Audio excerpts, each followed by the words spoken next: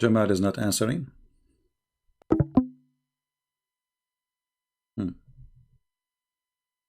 Are you there, Jamal? What happened? Let us call you again. Are you calling? I cannot see.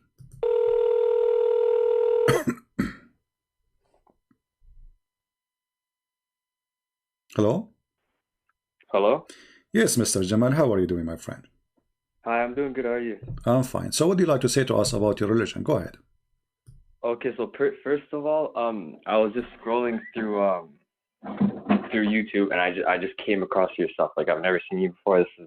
This is the first time I've seen you. All right. So I like, what can you just break down what the channel is about? Like, what religion do you follow? Well, we discuss about Islam, and I believe Islam is a false religion and Muhammad is a false prophet. Okay.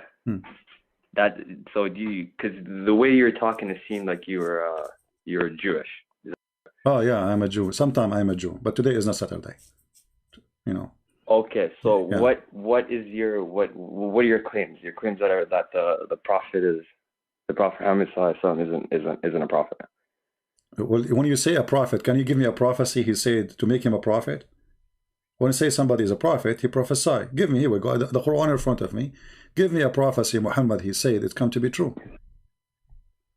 Well, if you look at a bunch, he's prophesied that men will start acting like women and women will start acting like men. They start dressing. That's a big one. That's one that's coming into fruition. He prophesied that, but this is what happened in his time, and there was always a gay homosexual in his house. And your prophet was a gay. He's prophesied and your prophet was a homosexual himself. The prophet was a homosexual. Yes. Do you kiss? Based on what? Do you kiss men down their belly?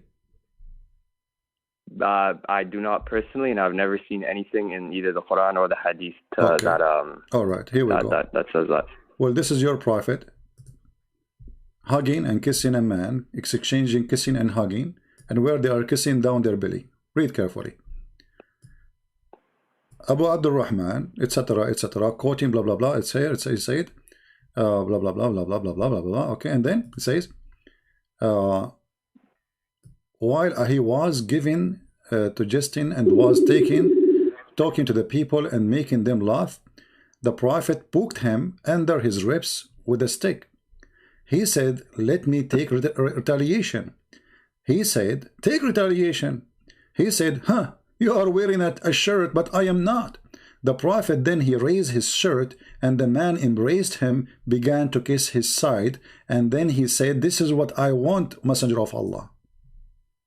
Do you do that yourself? Now the guy and who the guy is topless. Your prophet is not topless. The guy, he said to him, well, you are this is not fair. I am topless and you are not. So Muhammad, he left up his shirt and the guy started kissing him in kashhihi. Kashhi is not only his side, is down his belly.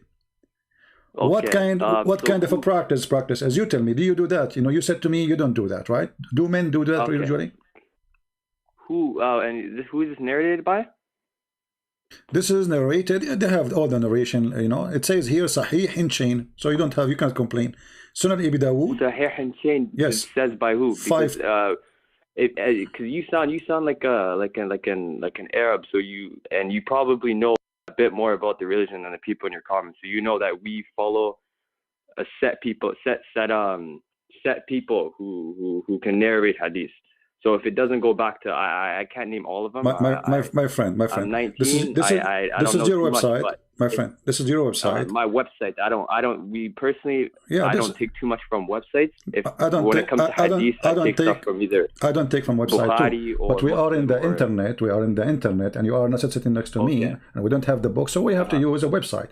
So this is Sunan Abi Dawood, hadith number 5224, and it says here Sahih in chain.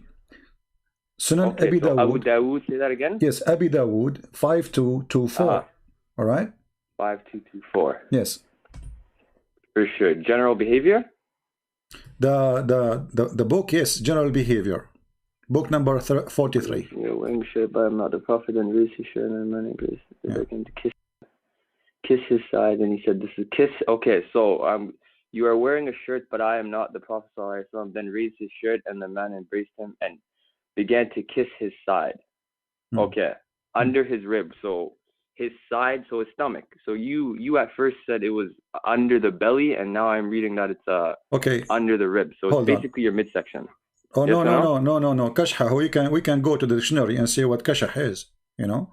So it's not up to me. You see, this is the Muslim translation. If you speak Arabic, you can go right now and search for the word. Secondly, do you kiss a man in his belly? I don't kiss a man in his belly, and this so now, has no indication that the Prophet so now you are trying. Now you are trying to fix it. You are the one who said it is not down his belly; it is his belly. You are trying to fix it. But is that a behavior of a prophet of God? He take off his shirt. He lift up his shirt. The guy, he go under his shirt. Now they are both are naked. Here we go. Hang up.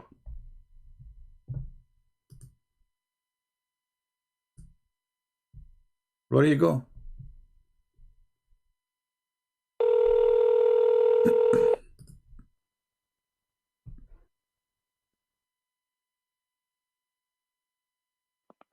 Hello?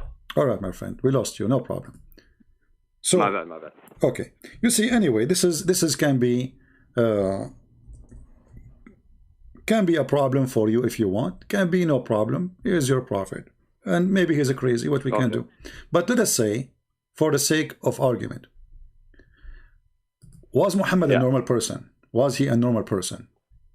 He was one of the greatest beings ever walked this earth. He was more so yes. Yeah, when it comes to human standards, he was the greatest of the humans, but he's no more than a human now. Okay.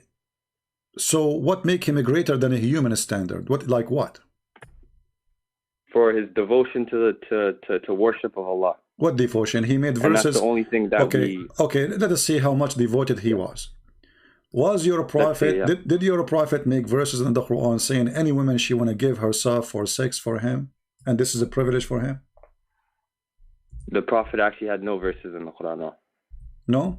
Okay. The prophet has nothing to do with the Quran. The Quran is from Allah. Okay, so why Allah, he made a verse for him says any woman she want to give herself to the prophet? What does this have to do with Allah? Muhammad, can you say the verse again? Chapter 33, verse number 50. What is the verse? Chapter 33, verse number 50. No, yeah. Can you just repeat it, like just saying it? Chapter 33, verse number 50. Yeah, and what was in the verse? And the woman she offer herself to the prophet, so the prophet can if her. The Muslim does translate that as just tankihuha, which is if her, but they translate here the word marry. Yeah, nikah is a form of marry. Yeah, if nikah is pre-marriage. So that's not true. So if you want to take it as effing, that's up to you. But no, I've grown up my whole life with the word that I use is nikah. Is marry. Yeah. If you go right now to Muslim chat room and program, and you enter the chat room and I say I want to do nikah, what will happen to you? What the Muslims would do? Are you okay? So I can tell by your accent that you're an Arab man. You see, my friend, why you don't answer? Why don't answer the question? Why don't answer the question? If you go to chat room right now, I've never been in an Arab chat room. No problem. But if you say if you go to a family, if you want to get married and you go and say I want to do nikah, they will shoot you because you are saying I want to do if your daughter. Personally, I've never used the word nikah in that manner. I don't know what chat rooms you're going in, brother. So thank you. So you agree, you Muslim, you don't use it. Why? Because it's a dirty word. Secondly, why Allah? No, it's not nikah, brother. Nikah. Are you trying to? I speak Arabic. Are you trying to tell me that nikah doesn't mean marriage? That's wonderful. As long as you speak Arabic. I want to make you. I don't speak too well. I speak decently, but I know enough that nikah is the Islamic version, I guess, the Islamic version of marriage. You get a nikah before you marry them. All right, no problem. Let us try to prove that it's true or not. Okay. I will put for you something in the screen as long as you speak Arabic.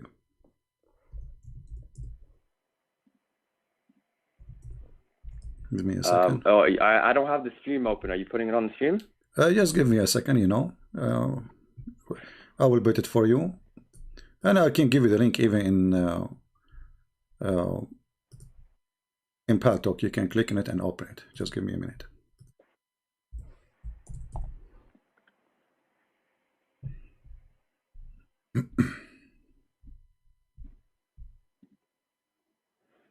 I'm just...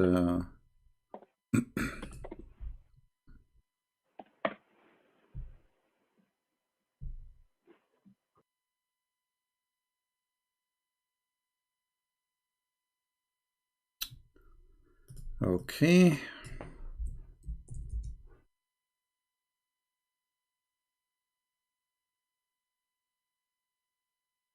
You are a Muslim Sunni, right?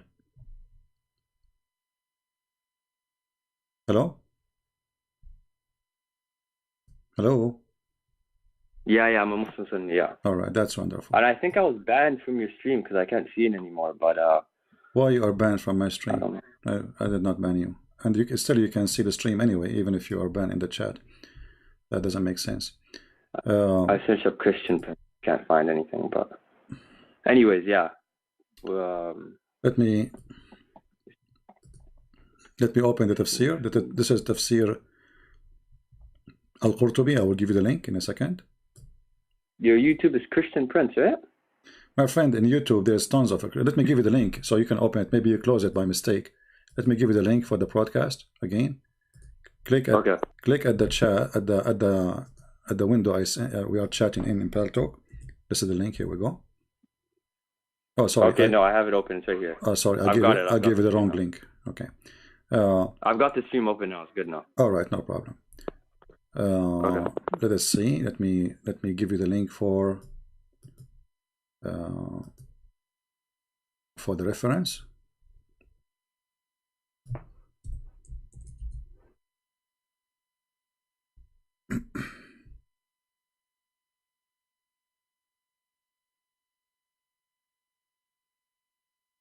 Now I will give you the book of Al-Qurtubi.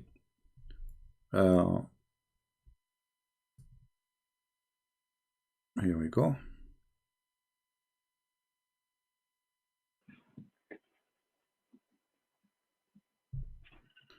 Open this link, please, from your side. And I will put it on the screen on my side too. And here it says how Shaitan he have children. Let us open it in the screen so everybody can see it, including you, or you can click at the link which I gave you. This is Tafsir Al-Qurtubi, and you are a Sunni, so we have no problem, right? Okay, it says here, yeah. In the Tafsir it says, سألني رجل, a person he asked me, do Iblis have a wife? I said, this is a wedding I did not attend. إن ذلك عرس لم أشهده. Then he says, and then the Quran says, أفتتخذونه وذريته أولياء? Are you going to take him and his offspring as lords? You're trying to, dude. I see what you're doing here, man. I see what you're doing. No, wait. You know what the No, we are talking. Office. Hold on. No, it means that. My friend, read it. We are reading. It doesn't, man. You know that. Okay, can you read for me? It says وقال مجاهد. Can you read from there? I'm sorry. Go. I'm sorry. Okay. You should go. I'm sorry. Can you read for me and translate? Go ahead. وقال مجاهد. Do you see why it says وقال مجاهد in the middle of the page?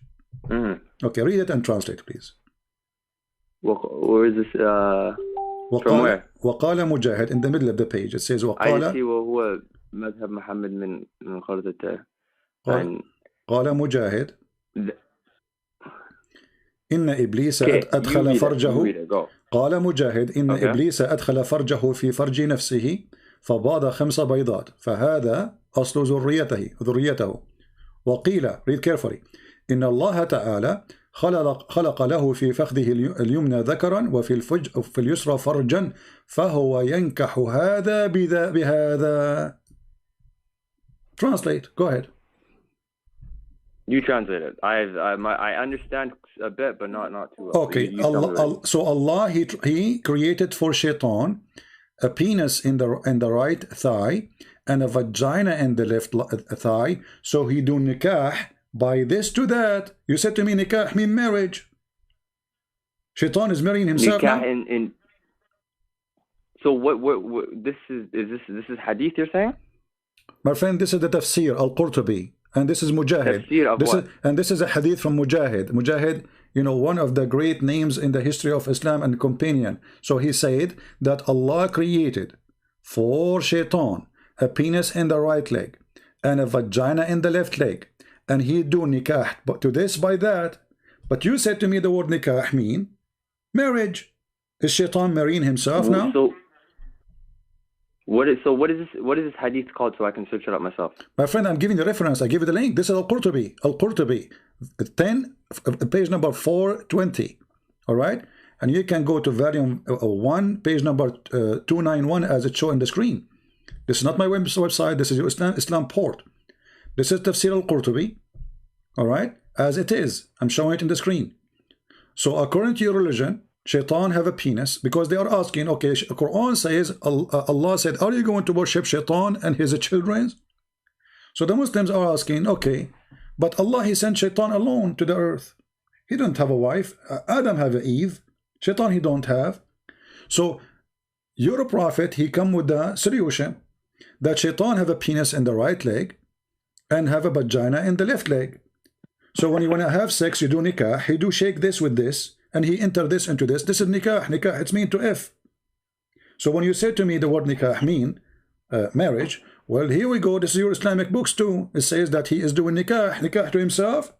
He's marrying himself. It says he have a vagina and he have a penis. And what he do فهو ينكح هذا بهذا.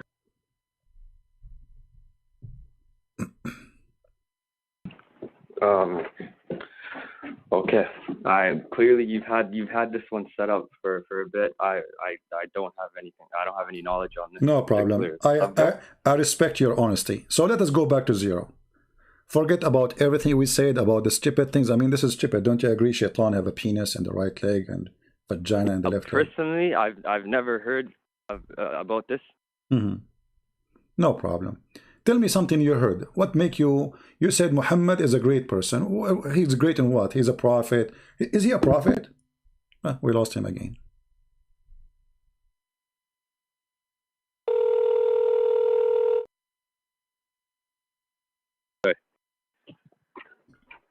Hello? So you said Muhammad is a prophet, correct? Yeah, I would. Okay. And you said that Muhammad, he predicted that people will act like women, correct? Keep losing him.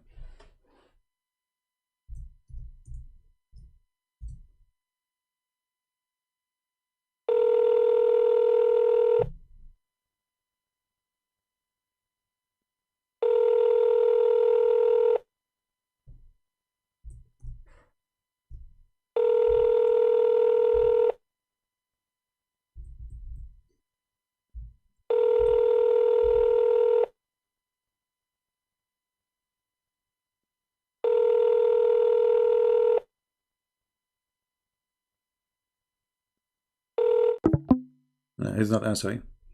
Abu Sadat, why you don't call me and help your friend? Abu Sadat saying, read chapter 33, verse number 49. Let us see. Call me and let us see if you can do better. Instead of telling me, read the chapter 33, verse 49, I can go there. Still doesn't make any difference. Are you brave enough to come and call me and read it for me? Or you know what will happen if you call me. That's why you are hesitating. You don't dare. Here we go. Your friend is not even answering my call. Let us call him again. Hello? Yeah. Okay. You said to me that your prophet, he predicted that men they will act like women, and men will act like women. But gays and lesbian exist since before Muhammad, my friend. Isn't it the Quran? In chapter 4, verse number 15, speak about lesbian.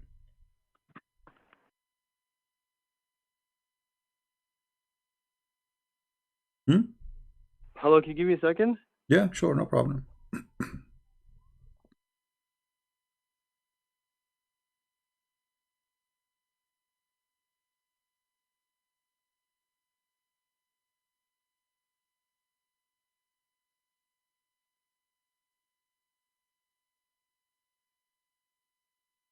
Yeah, hello. Can you just talk to this guy for a second, okay? Talk to who? It's my dad. He knows a bit more about right. This stuff. No so problem. You can. He is more than welcome. So we have to change now. Go to zero. Assalamu alaikum. Wa alaikum assalam. Ahlan wa sahlan. Yes. So we are talking with your son, and he said that Prophet Muhammad is a prophet. So I said to him, what make him prophet? I said, yes. What make him prophet? You know, when you say somebody is a prophet, what make him prophet?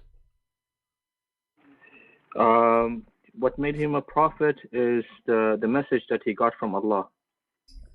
And what is that? I mean, a prophet, somebody is a prophesy, right? Somebody tell us about the future. Not only he give a message, I can give you a message now, claim to be a prophet too.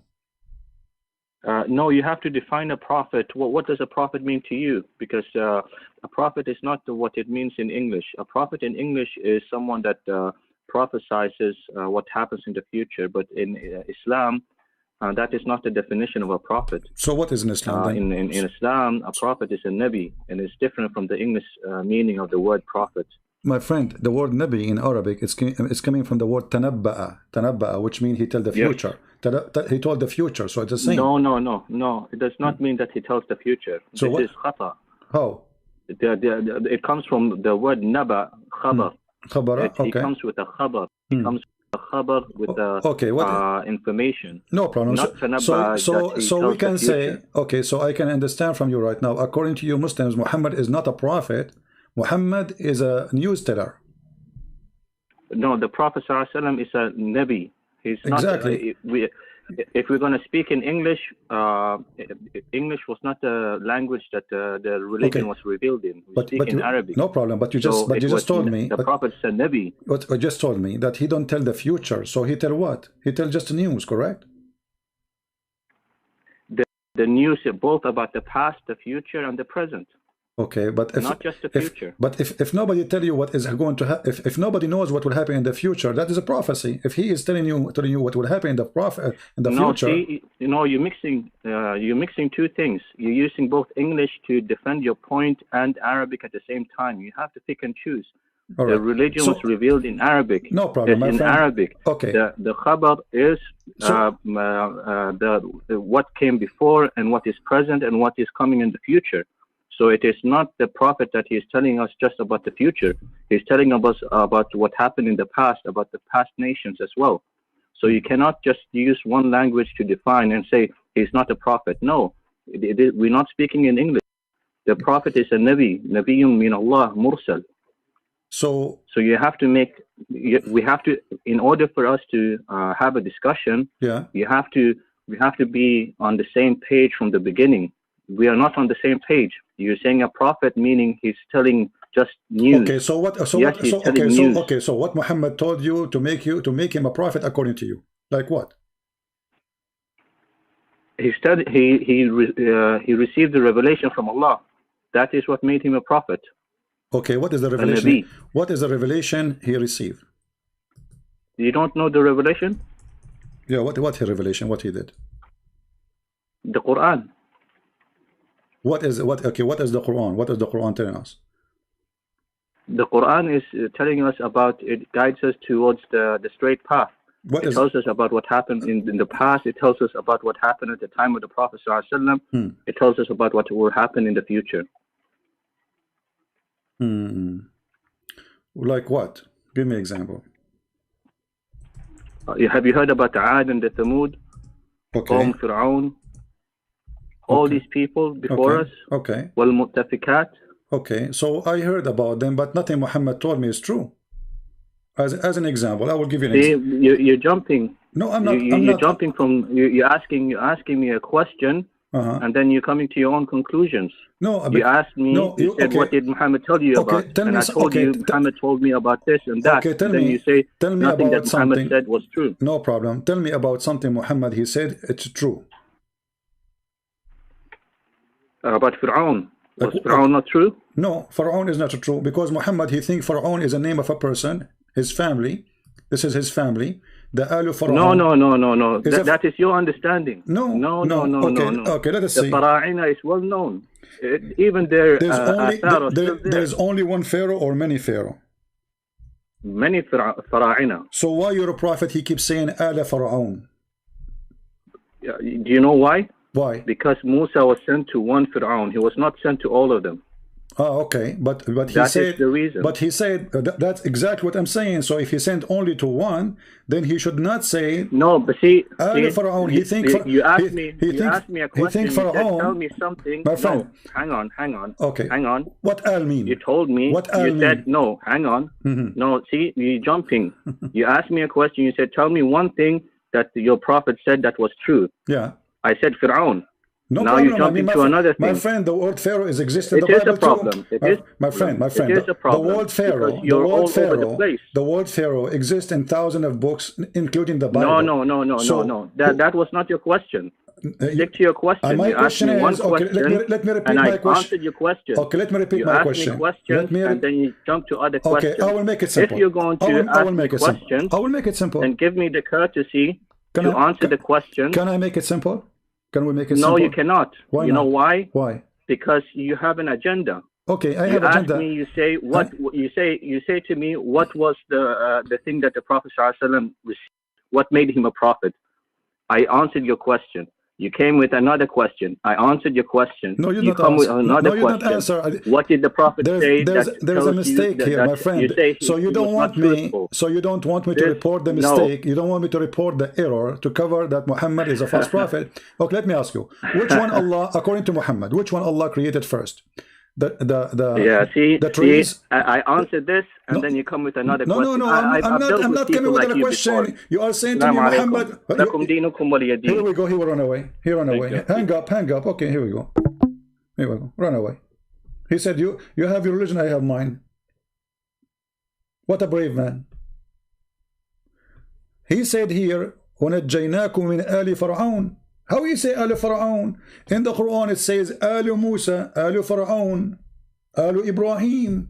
Al is the people, the family. He thinks this is a family. He thinks Faraon is the name of a person. Al Musa.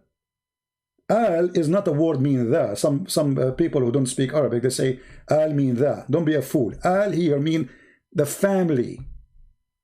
Alu Faraon, Alu Musa, Alu Ibrahim. Because he cannot defend, he hang up. What a shame.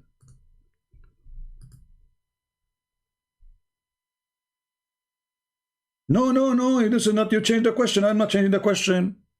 You told me, he told us about Pharaoh. So what about Pharaoh? Pharaoh is a name, exists in thousands of books. We do not need even a book to know about him.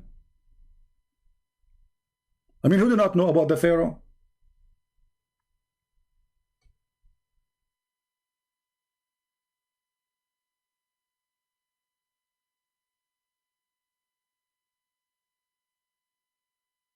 And why you hang up? What a great example to your son. He rejected. He rejected my call.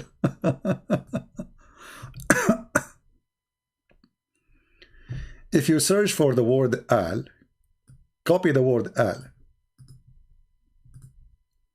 Here you see the foolishness of the one who wrote the Quran. Al. You will see the word appear in the front of a name of a person only. Alu Musa. Musa. Alu Musa. Not the Musa as someone says in the text. Ali Faraon. Ali Ibrahim. Ali Yaqub. Ali Yaqub, Jacob. Ali Faraon. Ali Lut. So the one who wrote the Quran, he thinks Faraon is the name of a man.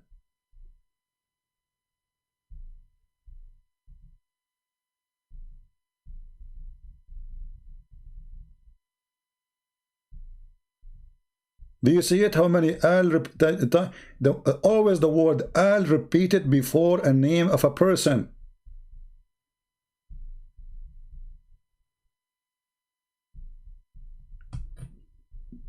Who is next? Sure, I have an agenda. I'm here to teach people about the cult of Islam. So agenda, what agenda? So why I'm here for to play hide and seek? You have an agenda.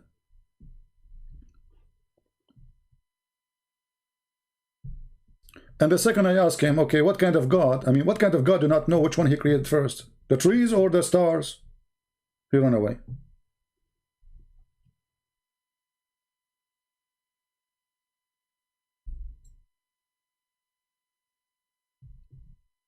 And look, they speak Arabic. That's a great, advantage. I mean, I will have somebody who speak Arabic. What do you want more?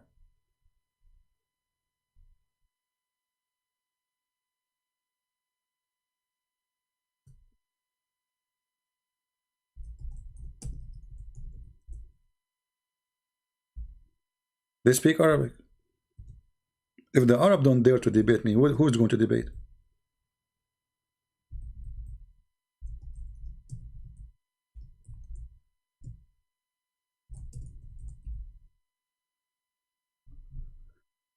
Do we have any Muslim?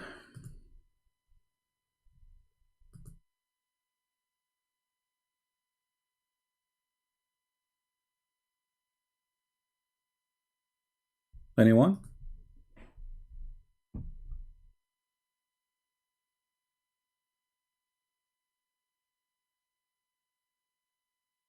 Nobody?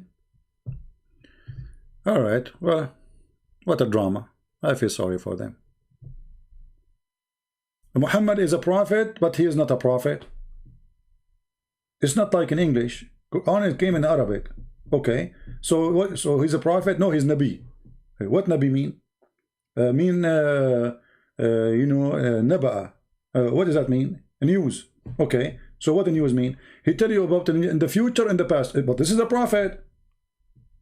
If somebody tell me about the future, this means he's prophesying. How he tell me about the future if he's a prophet?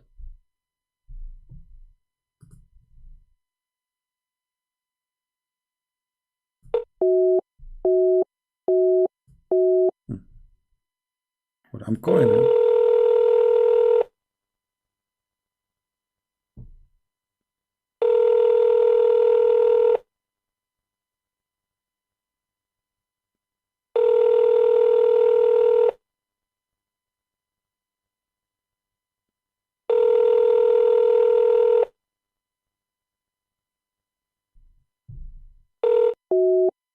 He's not answering. He said call me, but he is not answering. I don't know.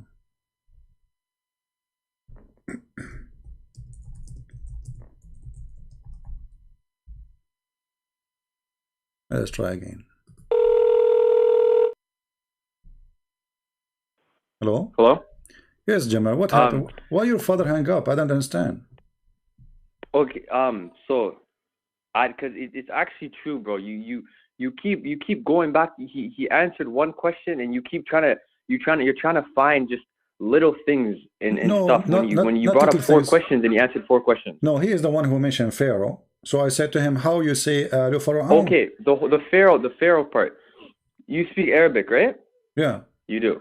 So you know there's a difference between Al-Fir'aun and Al-Fir'aun. My friend, this is not Al-Fir'aun. It's Ali Fir'aun. I'm talking about Ali Fir'aun, not Al-Fir'aun. So does Al-Fir'aun not mean the or the group of Fir'aun? It's not talking about the Al-Fir'aun. No, Ali Fir'aun. The second you say Al, it's mean the family, like Ali Lut.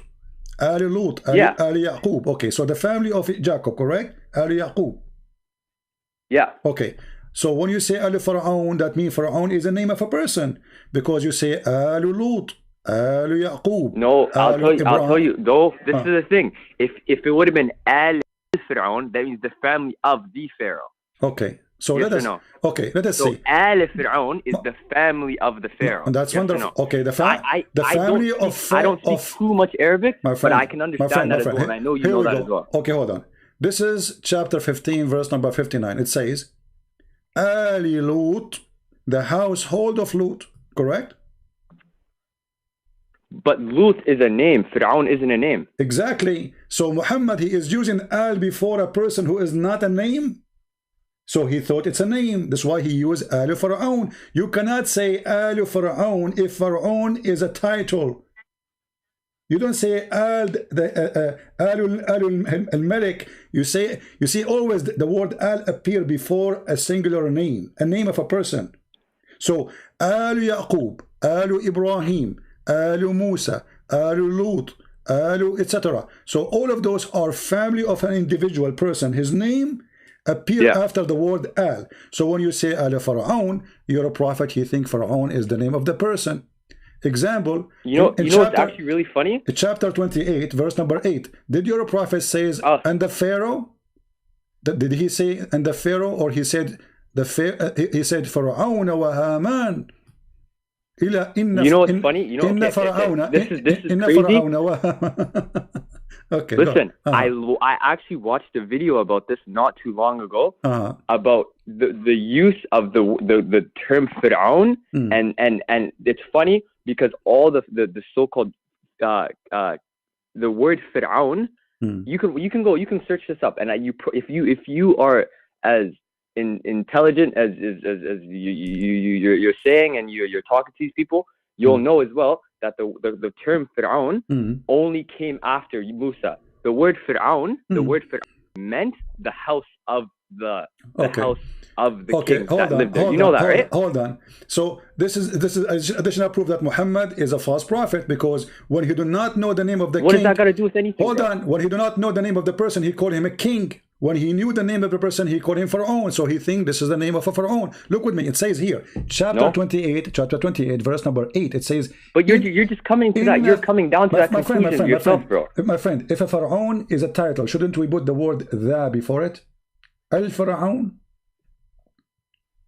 But I'm telling. I just explained to you that before Moses came, no problem. Hold on. So shouldn't he say, why he say inna Pharaoh wa Haman? Why he says that you see, this is Arabic, this is not English. So in Arabic, Pharaoh and Haman, in Arabic, when you say if this is not a title, then like when we say Al-Masih, why we have Al? Because it's a title, correct? Al-Masih. Yeah. Okay, exactly. We don't say Al Muhammad, correct? We say Muhammad. No. Exactly. So when we say Pharaoh alone in Arabic, it's mean he is a person who his name is Pharaoh. So but you also say, you can say Al Masih and you also say Masih ibn Maryam. Do you not hear people say that? No, you don't say. No, you don't say that. Yes, you do. You could say. You know why you say? Okay, show me. Masih. Dude, I say tahiyat every single day. At the end of the tahiyat, you say, my friend, show me. Okay, show me. Show me. Al-Masih al-Dajjal. There's only one.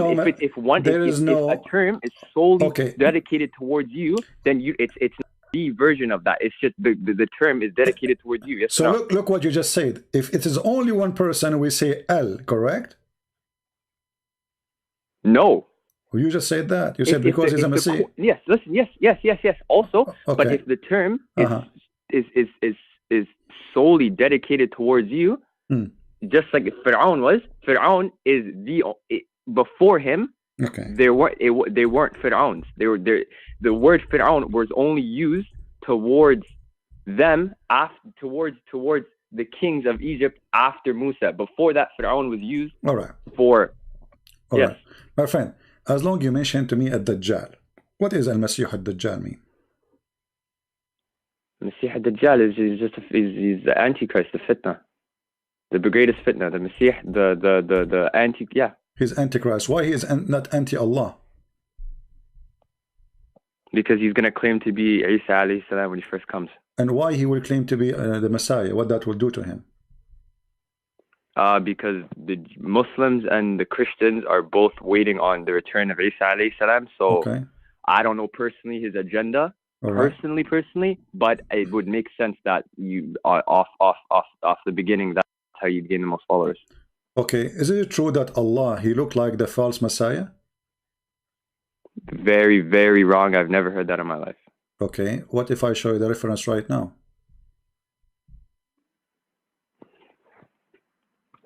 Anyways, brother, you can show me, and like I said before, I can only answer the stuff I know. If you're bringing up old stuff, I'm 19. I don't know too.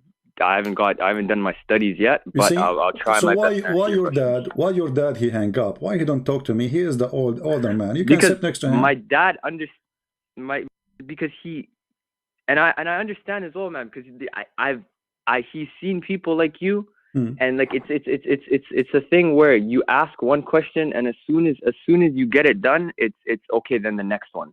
You know what I mean? And it's just the next one, friend, the next one, it's a series of until you catch them. We are having a nice conversation. People hear you. Muslims hear you. Christian hear you. Atheists hear you as they hear me. We have equal time to talk. You can talk. I talk. So what he is fearing? Now, can you ask him why the Prophet, he says, Allah is not one-eyed, and he compare him to a Dajjal if Allah is not a man? Can he help you next to you? Is that hadith or is that Quran? This is a hadith which is sahih. This is sahih This hadith. is the thing, man, because I can't I will give you the my link. dad will know more more questions about Great. the hadith. That's wonderful. If I can ask you to bring me any questions, bring me questions from Quran, because I'm a bit more educated in the Quran than I am. No problem. But your dad is there. Can you please ask him for me? How in the world? He doesn't want to answer. He doesn't want to talk to you anymore. Okay, no, don't talk to me. Can he tell you? So you can tell me. How in the world Allah, he looked like a man, like a Dajjal? The only difference between them is one eye. Is Allah is a man? He told me not to go back on the phone with you, so I can't answer him anymore. I can't ask him more questions. You are not obeying your dad now. Allah will punish you. No, don't say that. So, okay, see, I will go with you. Forget about my question. You see, let us say I am a Christian and I'm 19 years old like you. I'm not 19, by the way. I'm 17. So, and you met me, okay, and you want to tell me about Islam. Huh? Okay, what do you want to tell me about Muhammad? How you make Muhammad a good person for me? Go ahead. You want to tell you the good things that he's done? Like what? Is that the question? Yeah, like what? When he lived, when the religion first came down and he lived in Mecca, he was ridiculed. They beat him up. They called him dirty names. As the years went on, as the hijrah went, they got stronger, and on the return to Mecca, all the Sahaba were saying, "Oh, let's get back at them. Let's get our revenge, our revenge." You're not focusing on my question. You're not focusing on my question. How you will convince me? No, I'm asking you how you can make Muhammad a good person for me. Okay, he went, they beat him up, etc. What does this mean? I mean, people beat up each other every day. So Muhammad, he became a prophet. How? How he became a prophet? I was just answering the good stuff. You just asked me that. I tell you about good stuff about him, and I was going to tell you. Okay, but I mean, good stuff, because a good stuff, a prophet, he should be a good man, right? Okay, what make him good man? Okay, Muhammad, when Muhammad first time... He was pure-hearted. He was pure-hearted even before he got the Risala. He was a pure-hearted. Okay, what do you think about if your dad, I'm not trying to insult your dad, don't take me wrong. You are married, and your dad come to your house, and then your dad, he flirt with your wife. What do you think about that? Can I get some context or some proof? Sure, but I don't know what you're talking about. But tell me first if you agree with that. If that person he do such a thing, he is a good man. With my respect, your father. I'm not saying your father would do that. It honestly depends on what you define as flirting, I guess. Well, is it like that change from different person to person? Either this is bad or good. Yeah, because there's different cultures and different things are said. For example, kissing on the cheek could be seen as flirting. No. I'm saying flirting with your wife. Flirting is clear. He's like her. He want to have her. So I'm talking about kissing in the cheek. Okay. So can you tell me what he said? So I'm asking you, when a man he see a woman and she is married, and she is married to his son. Okay. And he flirt with her. Is he a good man? Yeah. If you're talking about flirting in the way I think flirting is, no, but I doubt this is a trick question somehow, and you're gonna try to reveal that after. So I mean, how did he flirt? He didn't have any sons, why you are afraid to say what you believe? If a man he come to your house, let's because you're trying to catch me. Let us say, bro, I know. No, I'm not catching something. I catch it already. You know, you are afraid. You are afraid to answer. I mean, if you are a Muslim, and Islam teach you to be decent, then you should say right away, this is wrong. This is wrong. Okay, sure, bro. Okay, sure. So, keep going. It's wrong. So we agree, me and you, that if I am your friend, or even I am your father, which make it more horrible, I shall not go to your house and flirt with your wife because she is pretty. Do we agree on that? Mm-hmm. Okay. So if we show you that Muhammad, he did such a thing, He went to the wife of his son and he flirted with the wife of his son. Are you saying the Prophet ﷺ had sons? He have a son from adoption. Muhammad cannot have sons. He is a appointed man. He cannot have kids. He did have kids. No, he don't. This is why he's adopt. If you have kids, there's no need to adopt. People who adopt because they have no kids.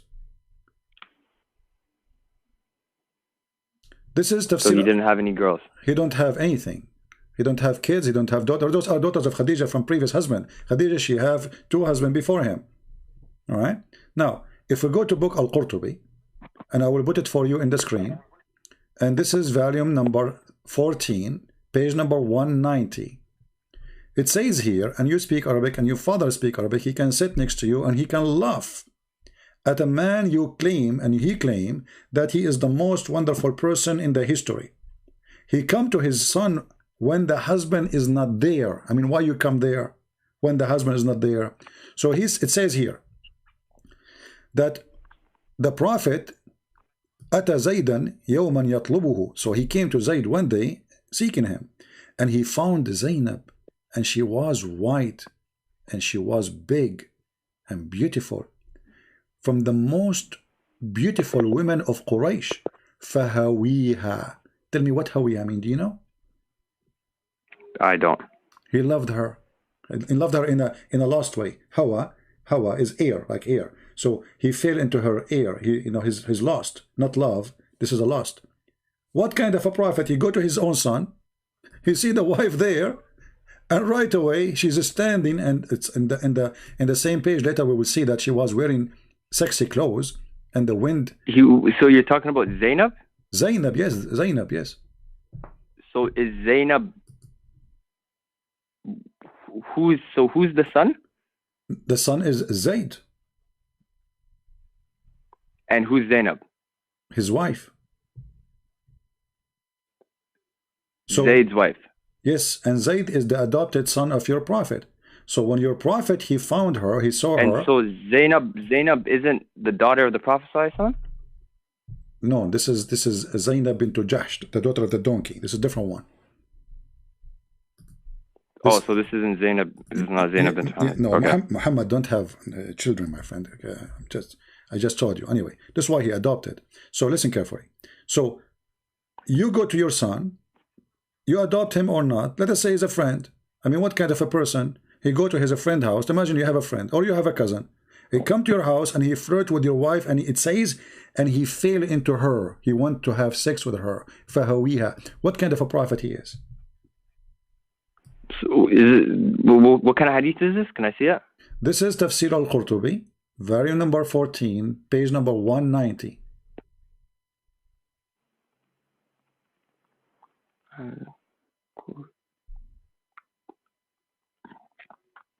And we can use Google Translation, in case. I wish your dad can join us. Too bad, What about you see here, when you Muslims, you say to us Muhammad was a wonderful man, obviously they lie to you. I believe that you are a good person. This is the thing, bro. You're coming at me, and I honestly I wanna leave right now, because I already told you I don't have the knowledge on the hadith, and you're trying to capture me in the hadith. I asked you if you have anything on the Quran that I could possibly. Sure, the whole Quran is wrong. The Quran, you see, I was going to ask your dad about the Quran. I wanted to ask him, okay, according to the Quran, if Allah is a God and Muhammad is a prophet, so what kind of God do not remember which one he created first, the trees or the stars?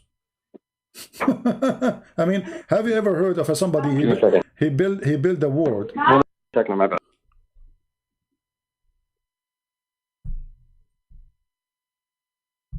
Hello? Give me one moment, my bad, huh? No problem. Give me 1 second.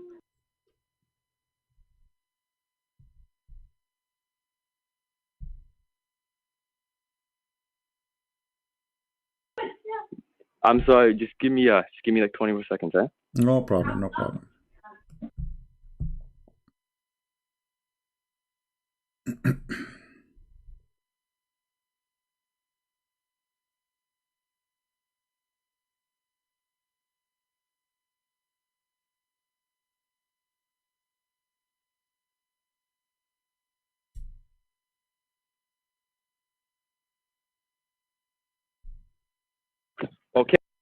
Say that again? Yeah. So, you know, I was going to ask your father, if Allah is God and Muhammad is a prophet, and he told him how he created the world, is it logical that Allah don't remember what he created first, the trees or the stars? In one chapter he says something, in the other chapter he said the opposite. There you go. Anyway,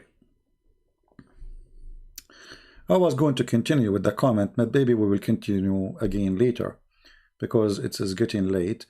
And I said to myself, I want to make short video, and it's already 2 hours almost. I mean, this is short video supposedly. Unbelievable. I'm sure you guys will hate me, don't you? Right? But here you notice something very important, that those who speak Arabic, they fear us most, like his father. He's in the corner. He speaks Arabic. He cannot play the game. I do not know. I have no idea. I don't speak Arabic. I don't know what are you reading. He cannot.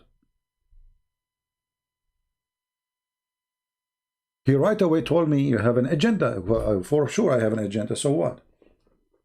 Well, that's why I'm here. I'm here to teach. I'm not here to have fun. My agenda is the following. Is Muhammad a prophet or not? What's wrong with that?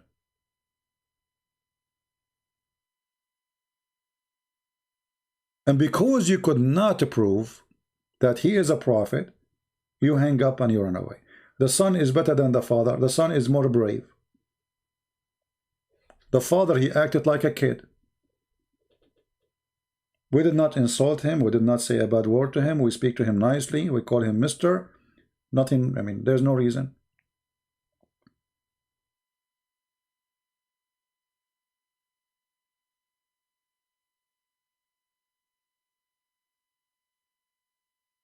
So always you notice that the Muslims, they want to take you into a conclusion, but they cannot explain the conclusion.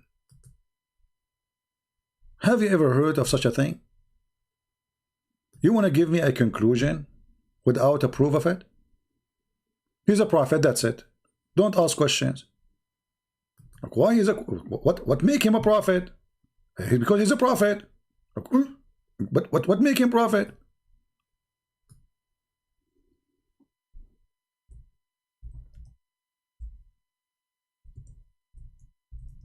I mean, a simple, even the definition of a prophet, he don't want to tell us what a prophet. Muhammad, he don't prophesy for the future. So what? Why you call him prophet? Oh, in Arabic is different from English. What does that mean?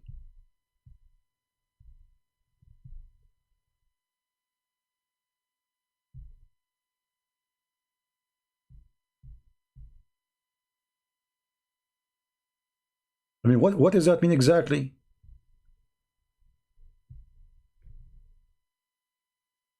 When you speak to a Muslim about Islam, it's like, you know, it's like gambling. Show me your cards. Where's your card?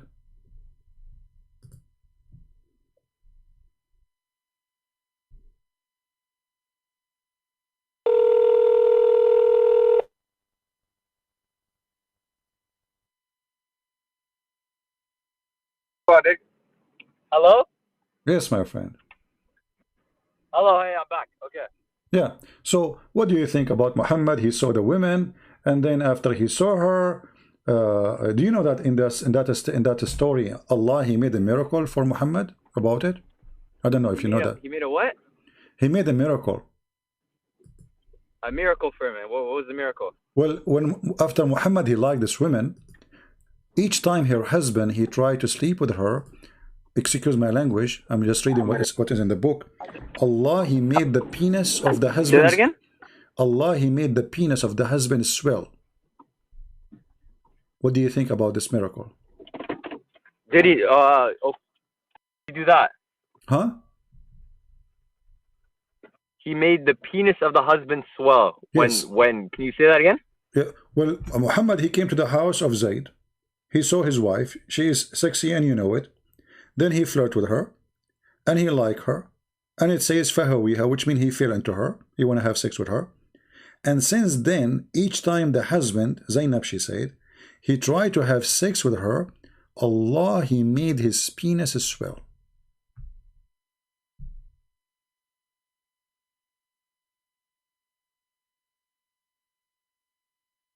What do you think?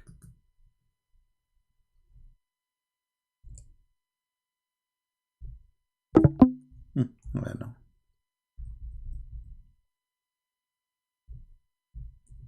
Only with Muhammad those miracles happen.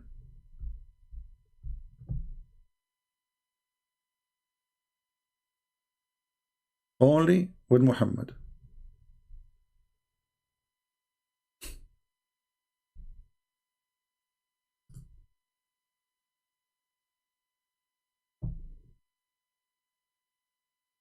Any other Muslim would like to call us? Islam is just a game. And the funny thing about Islam, they don't even, Muslims don't have cards. They don't have cards. They have fabricated stories, fabrication. Muhammad is the most amazing, Muhammad is the most wonderful. But the second you start asking questions, you will find that Muhammad is none of what they say.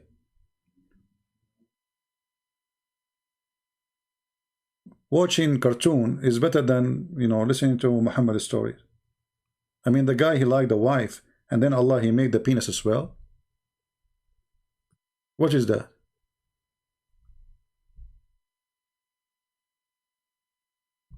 And why Allah, he will make the penis swell of the husband? That said, Allah, he reserve her to the man.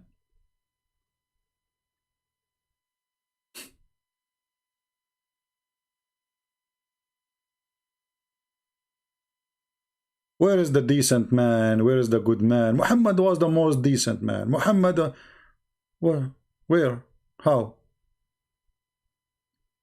And then Muhammad, he made verses claiming that Allah told him to have her as a wife. See how he used God?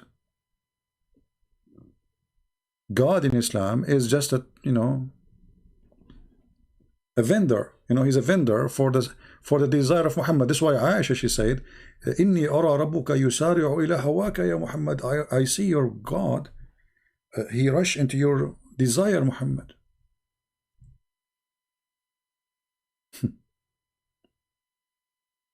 Why Muhammad? Why Aisha, she said that?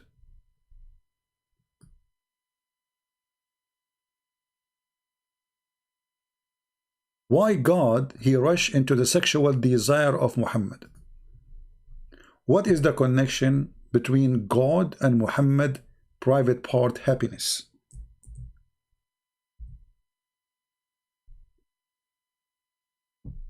I felt jealous of the women who offered themselves to Allah Messenger. Okay, Aisha, she felt jealous. Why women anyway offer themselves? Because Muhammad, he made verses in the Quran, says any woman she can offer herself. I mean, the guy, he have tons of wives already. Why he need more? What does have to do with God? What will happen to Muhammad if no women offer themselves? Is Islam missing something? Is Allah missing something? What is the connection? Why God, he need to make verses, says any woman she can give herself to Muhammad so he can do boom boom. So Aisha, she said, I feel jealous of women who offered themselves, look how many, to Allah Messenger, and said, then when Allah, the exalted, the glorious, revealed this, you may differ any of them as you wish. Muhammad, he made the verse first, any woman she want to offer herself, and then, excuse my language again, I'm just saying things as it is, some women who don't look good came to Muhammad and offered themselves. Muhammad in trouble, because he told them, offer yourself, I will take you. So Muhammad have to make a verse after saying, oh Allah, he told me, you may differ any of them as you wish. He wanted the young ones, the children's, the white, he wanted specific women, not all women. Hello? So those women, they start lining up to get a free retirement plan. He is the king. They sleep with him. They free food, free clothing, free servant, free slaves. So, and Muhammad is not getting what he made the verse to get a specific kind of women, not all women. So right away, Muhammad, he made a verse, says, oh, Allah told me you may differ any of them as you wish, and take yourself any you wish. Like, what a wishing God. This is the God, we call him the wish God. Wishy. If we call Zakir Naik, he will say the following. Shall I call him? I don't know, maybe Zakir Naik now is, I think it's morning there for him. Is it morning or it's night time there?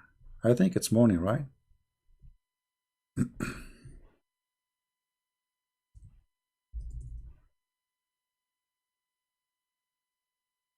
I don't know, I need to find his phone number. He keeps changing his number. I will tell him in his grandma house. He seek refugee there.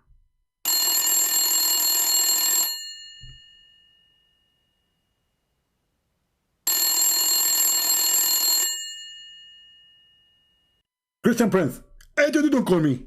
Zakir Naik, hold on. How in the world you know in such an old number have no screen to see it is me? It's only you. There's nobody call me in this number except you. Because my grandfather is deaf and he cannot hear the phone. And nobody call her. And you're the only one who call me. Okay, Zakir, cool down. Why Aisha, she said that your God, Allah, Muhammad, he rush into your desire. And he made a verse for him, you may differ any of them you wish, and you can take any of yourself as you wish. Is that a wish God? Mr. Prince, first of all, the Prophet Muhammad, he with and he with, and he is the within prophet. And actually, he is the only prophet who can with. As an example, you go to the birthday, and they say to you, you want to give you a gift, and they love you. So what do you say? Make a wish. Allah, he like Muhammad, and he love you very much. So he told to him, whatever you with. So the prophet, he with women. So the prophet, he wish women, and because of that, Allah, he granted him his wishes. Exactly. As an example, some people like to have to play games. And some people, they like to go and fly in the airplane. And some people, they like to do hunting or swimming. The prophet, he like women. And this is his only wish. So Allah, he granted him his wish.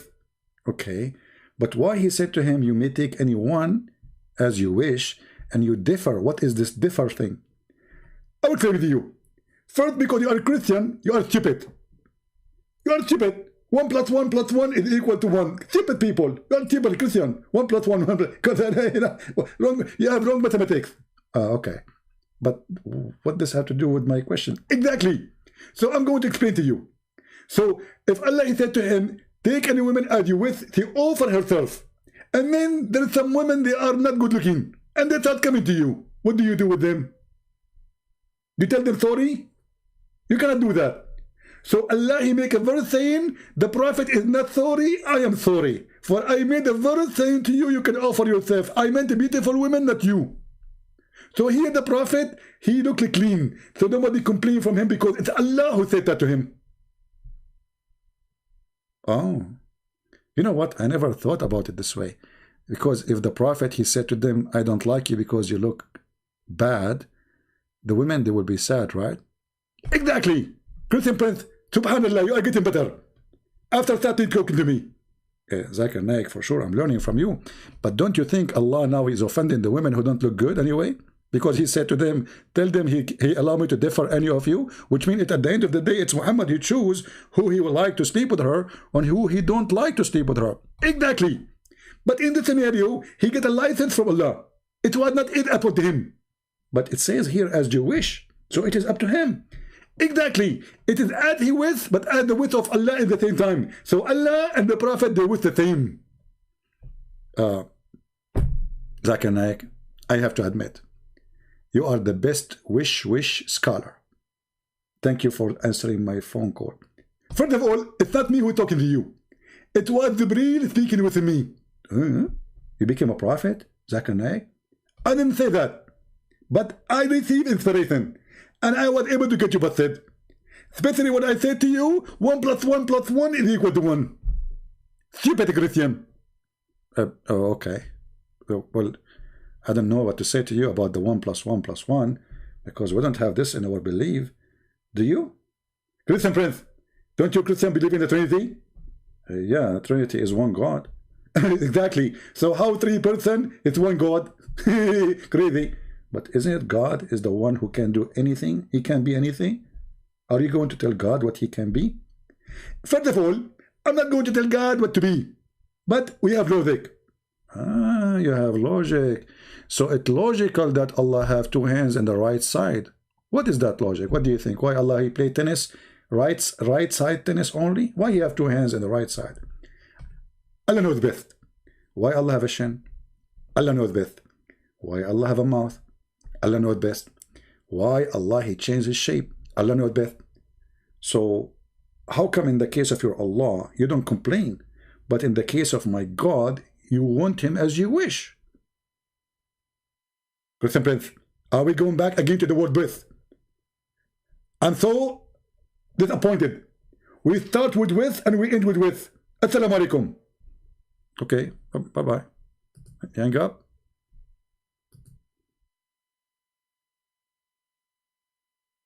Wish.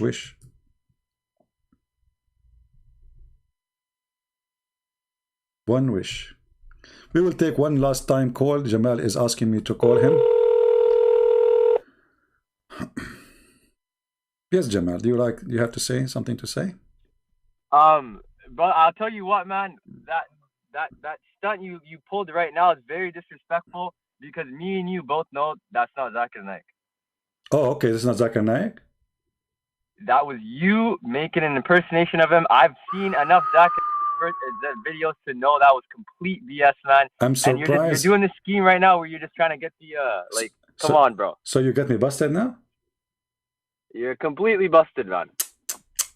I'm so disappointed. I thought you think this is Zakir Naik. But can we keep it between me and you that this is Zakir Naik? Don't tell anyone, because people believe it, man. What do you think? I mean, people believe it. Was it a joke then? I was joking. Come on. Okay, good. Okay, yeah. Okay. Like, hello. So as long your dad is next to you, why you don't talk to me? Say hello to him from me. He's a nice guy. It's not our dad's not home right now. Sorry, this is his brother, but is your brother? Our dad's not home right now. Oh, okay. Yeah. Yeah, sorry. I just overheard the conversation and I felt like I had to butt in. But be honest with me. Doesn't sound like Zakir Naik himself. I'm good, right? I mean, it's not a bad impersonation. I'm not gonna lie to you. Like you kind of killed the lisp and the accent. It's not bad. Do you remember Zakir Naik when he said they asked him about why only men they will have hur? You know? Or actually, hold on. They asked him why there's only men prophet in Islam. Do you know what he said in that video? No, I never watched that video. Listen to this. Don't hang up. He said, the sister asking question, why in Islam there is only men they are prophet? The answer is very simple and very logical. There is only men in Islam to be prophet because if a woman to become a prophet, they have to do wudu, and they have to bend over. And if they bend over, that will disturb the congregation. And if they disturb the congregation, people brother, can you focus. Bro, sorry to interrupt. Can you send me the video where you I don't know, because the voice sounds a lot deeper. Maybe it's on the phone. I'm not sure what it is, but you can search it. Search for this title. Why there's no women prophet in Islam? Zakir Naik. You will find the video. You will die laughing. Okay. So he said the reason there's no woman she is a prophet in Islam because she bent over and then people they will see her ass. I mean, what kind of a scholar is? Is that an answer of a man?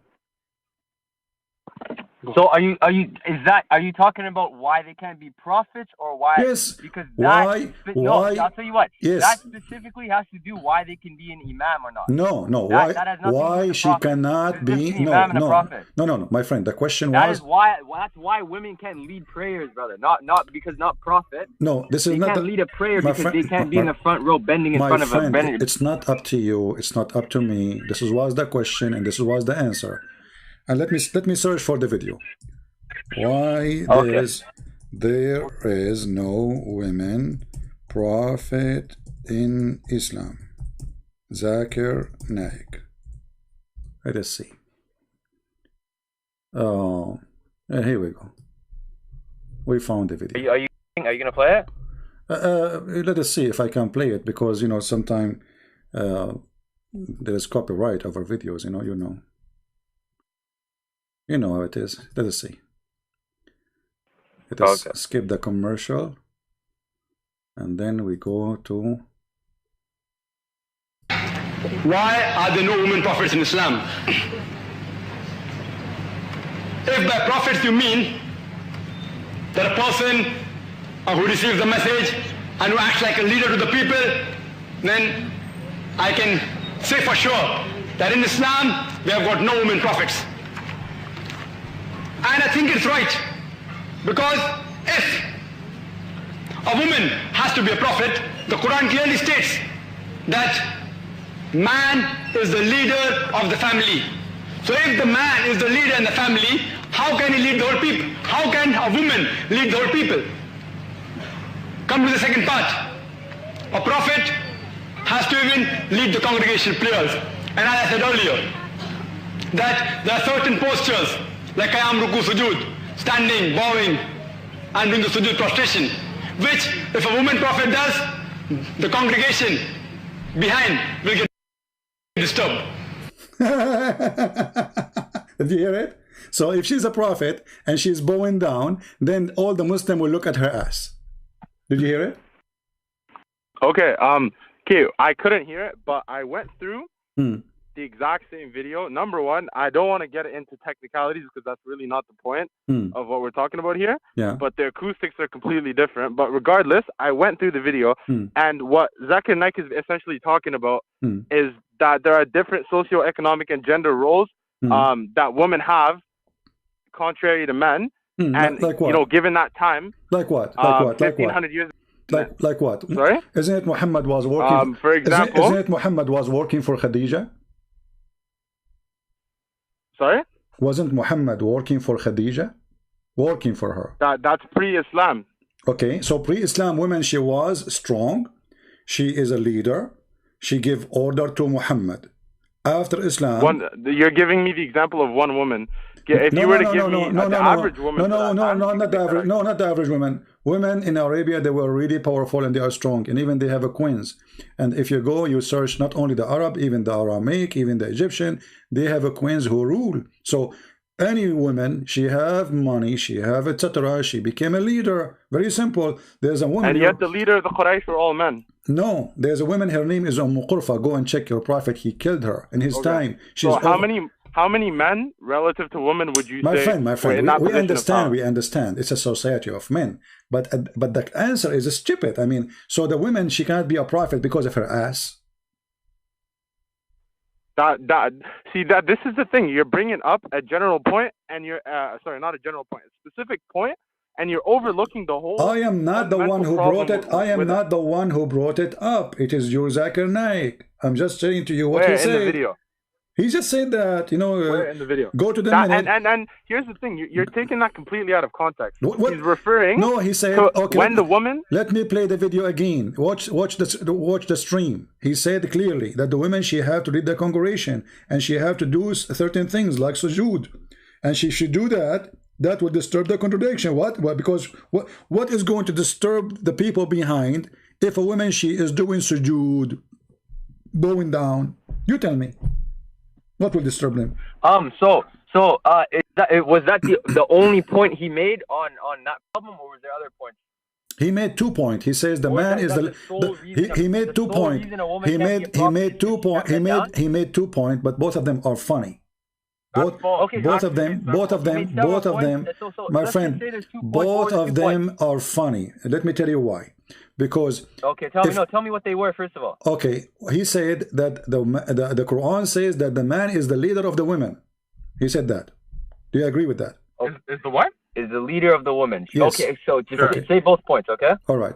And then he says, and the other second part, he mentioned the word second, the second part, that the women, if she have to do certain, you know, a kind of movement, like sujood, etc., and wudu. So if she do that, that would disturb. You're skipping the whole first 2 minutes of the video, bro. There's several points in the first 2 minutes of the video that you've completely skipped over. I did not skip anything. How about the fact that women? I played from the beginning of the video. Here we go. The video, my friend. The video in front of me. I played it from point 0 to point 103, and then I stopped. People, they can see the line. Can Is it on YouTube? Yes or no? Yes, in YouTube. Just search. Just search for this title. Why are there no women prophet in Islam? Now. In Islam, right? Yeah. Yeah. So, do you agree with him? Okay. Can we? Here, we'll play it out right now. Okay. Hmm.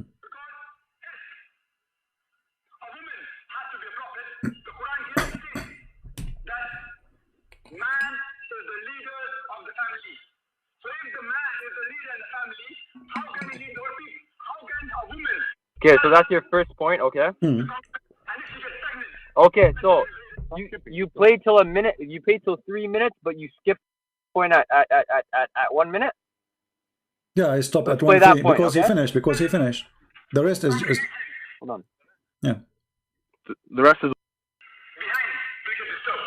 Okay. Hmm. Stop skipping. No, because we had it. I missed it. She is.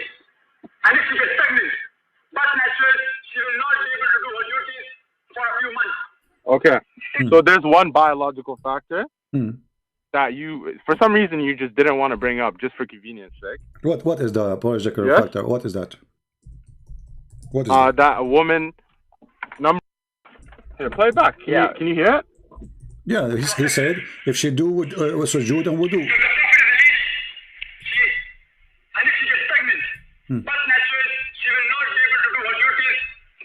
Okay, number one, if a woman gets pregnant, she will not be able to do her duties as a prophet, i.e. go out and preach and deliver the message. Okay? Oh, hold on. Was Muhammad a breadnet? Was Muhammad a breadnet? Was Muhammad a what? Breadnet? What does that mean? You're saying if a woman, she is a breadnet, she cannot do her duty. What's her duty? To deliver the message? Yes. She cannot talk? Okay, you try telling a pregnant woman to go out in every single day and do the duties of a prophet. And don't forget, a prophet's duties what is the duty of the prophet? Completely to the people. Your prophet was spending his day having sex with the women. So he's still with the women, between the women. Is that right? Okay, here we go. Let us see. You have your narrations, I have mine. Okay, according to my narrations, the Prophet Muhammad was spending his nights in prayer and spending his day going from door to door trying to figure out if the people were hungry and if the people had problems. Let us see if this is true. This is the hadith in front of me. It says that the Prophet, he spent his day having sex with his wife and he don't even wash. Is that correct? He don't even what? He don't even wash. He wash at the end. He go and he have sex with all his wives in one day.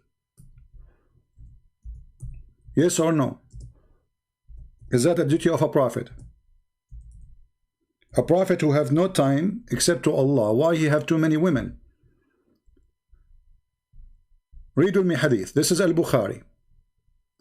It says here. He hang up.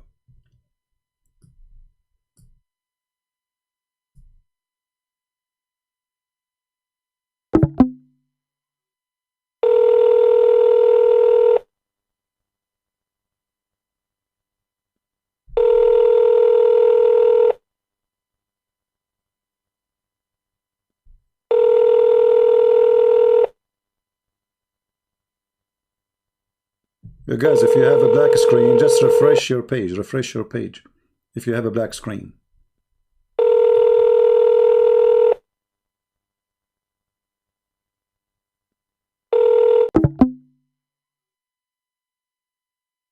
The duty of a prophet. Well, what is the duty of a prophet? To have sex.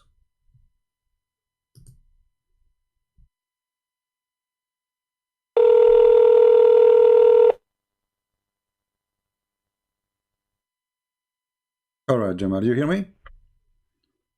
Yeah. Okay, I want you and your brother with you to read with me the hadith in front of me. It says, the Prophet used to visit all his wives in around. Can you, sorry, before you start, I hate to interrupt, but could you just give us the hadith? Yes, I'm giving you the hadith. You want me to give it to you as a link? The hadith number. Oh, the hadith number is Sahih al-Bukhari, hadith number 268. 268. Yes. Okay. All right, sorry, you can read it. Go ahead. All right. The Prophet used to visit all his wives in around during the day and night, and they were 11 in number. I asked Anas, had the Prophet of Allah strength for it? Anas replied, we used to say the Prophet is giving the strength of 30 men. All right. So what do you think? What's the point you're? I'm sorry. What was the point you're trying to make from this? You were talking about the duty of a prophet. The duty of a prophet is go to sleep around every night, every day with all his wives. Who is it true that a man he can sleep with all the women, all his wives, 11 wives? I never defined the duties of a prophet. You gave me your example of what the prophet was no, you said the women she have to do the duty. She have to do the duty, you know, of a prophet. Okay, what is the duty of a prophet? What Muhammad was doing? Muhammad was having sex. I told you, it's deliver the message. Okay, Muhammad was delivering the message when he was going to 11 wives in one day, one night, and he was doing boom boom. See, this is the beauty of Islam. You have to understand that the prophet is a human being at the end of the day. Is that a human? And is that a behavior of a human being to sleep with 11 women in one day? To sleep with 11 women. Where does it say in the hadith that he slept with 11 women? It says in front of you. I give you a hadith. What's wrong with you? He used to visit all his wives in a round during the day and night, and there were 11. No, my friend. That's exactly what the hadith says. Okay, let me show you in a clear hadith. Hold on, give me a second. No. We were talking about this hadith. This was your point. Okay, if I hadn't caught that, you would have said that. No. We will show you because this is same hadith. Because same hadith have many report, and all of them they are sahih. So the prophet he used. But the only one in Bukhari is the one that we broke down and we found out that it's not true. Okay. If the highest narration of Bukhari is the one that doesn't say that, why are we gonna go to other ones? Okay, let us see. This is the Bukhari. I will give you Bukhari. What's wrong with you? Don't you want Bukhari? We will give you Bukhari. Okay, Bukhari. Take it easy, my friend. No. It's all good. It's good. Okay. It's discourse at the end of the day. Yeah. All right. Let us see this hadith. Let me put it for you in the screen. But I know this is the problem that I have. This is again. Jamal told me what was going on with her dad. So you bring up a point when it's conveniently something that either we don't have the knowledge of because we're young or whatever, or we get you on it. It's just conveniently moved to the next point. No, you do not get me. Here we go. Anas said that the prophet I want the used same to have... hadith. I don't want another hadith. No, this is the same hadith. Why was this one allowed 30 seconds ago but not allowed now? This is the same hadith, my friend. The same hadith. Number 268. The same reporter. The same hadith. The same reporter. Your prophet used to, even it's mentioned here additional, that he used to do only one time wash. He washed only once. Okay, where's the hadith? It's in front of you. Here we go. Read it. We're not on the screen right now. I'm sorry. The messenger of Allah used to have sexual intercourse with his wives with single bath. Another hadith. Here we go. The prophet used to have intercourse with his wives one after another with a single bath agreed upon. Where can I find this hadith? It's in front of you on the screen. Can you send it? Okay. Well, unfortunately, the only accredited source that I refer to is Sunnah.com. Yeah. And Sunnah. Sorry. This is Sunnah.com. I'm showing you Sunnah.com. So what's the number so we can search it up, brother? I don't know what's on the screen. Here we go. The link in front of you. Go ahead. The link in front of you. Oh, I think he's talking about the top. The link in front of you. And is it having sexual intercourse and repeating it and engaging with one's own wife? With one bath. One bath. He sleep with his wife one after one, without washing. He wash at the end after he finish all of them. And this is it says there. It says Sahih al-Bukhari. Read with me in the side. Read with me in the side. Rawahu al-Bukhari 268, 284, 5068, 5215. And then, and Rawahu Muslim, hadith number 309. So, what we will say now. Your prophet was so busy having sex with all his wives one after one. And you were talking to me about the duty of the prophet. Is that normal that a man, he sleep with 11 women without even washing?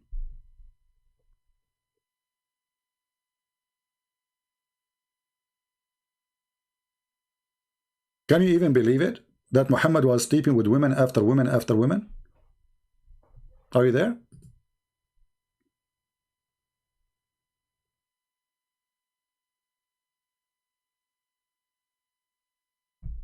I know what happened.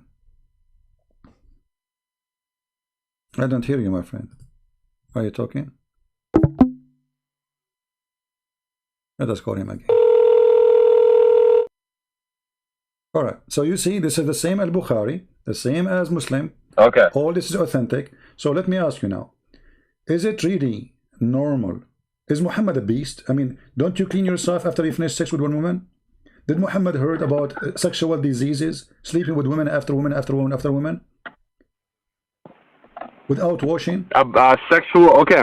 No, hold on, because this is kind of an issue here, because if we're talking about one single problem, we were talking about, you wanted to bring up, normally I would think if you were trying to convince me that, let's say, Islam is a false religion or it's a cult or this or that, you would bring up points that are fundamentally wrong with the general aspects of the religion, rather than go, hold on one second. I just showed you fundamentally Muhammad go to his own son wife and he flirt with her, and then he take her, he sleep with her. Isn't it this is wrong? No, but this is the thing. This is the thing. If you showed me reasons, for example, why... Yeah, no, when this is the thing. You're bringing up hadith. I told you, brother, bring up stuff in the Quran. You brought up the Fir'aun prophet, the Fir'aun thing. Here we go. My friend, okay, my friend, this is in the Quran. The story of Zayd and Zainab is in the Quran. Is it now? Where is it in the Quran? Even Muhammad, he made a verse. He fabricated a verse saying that Allah told me. Yeah. Why you are telling? That's a bold statement. So yeah, let's. Yeah, if we're gonna talk, let's keep it. You know our beliefs. So just say. No, use the common terms of the Quran. Okay, the Quran in front of you, and I show you Tafsir al-Qurtubi. You're a scholar, and you are a Muslim Sunni. You cannot deny it. So this is Al-Quran, chapter 33, verse number 37. So Allah said to Muhammad, why you are saying to the man, don't divorce your wife when you inside you love her? What kind of God he said to a man? He is the father of a son. Why you are hiding what is in your heart, telling the man don't divorce her when you want her? The verse in front of you. What's the verse again? 33:37, right? 33:37. Okay. Is that a God act? He tell you why you are hiding? So the Quran accusing Muhammad to be a hypocrite, liar. He tell the man, don't divorce your wife, when Muhammad he was there flirting with her 10 minutes ago. You give us a second. We're looking at the verse right now.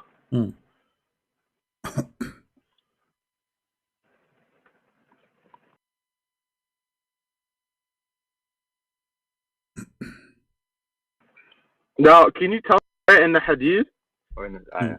In the ayah, it speaks about what was the point that he made? Jamal?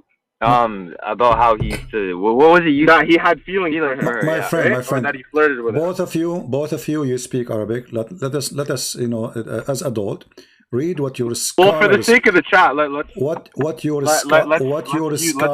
what your scholars said. Can we do that? Can we do that? What your scholars said, what your hadith says.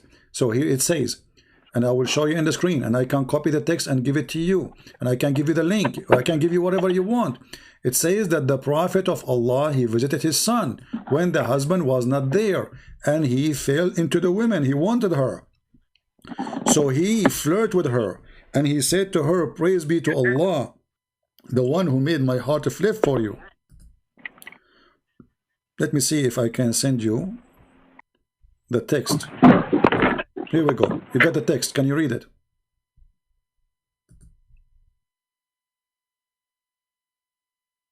Hello?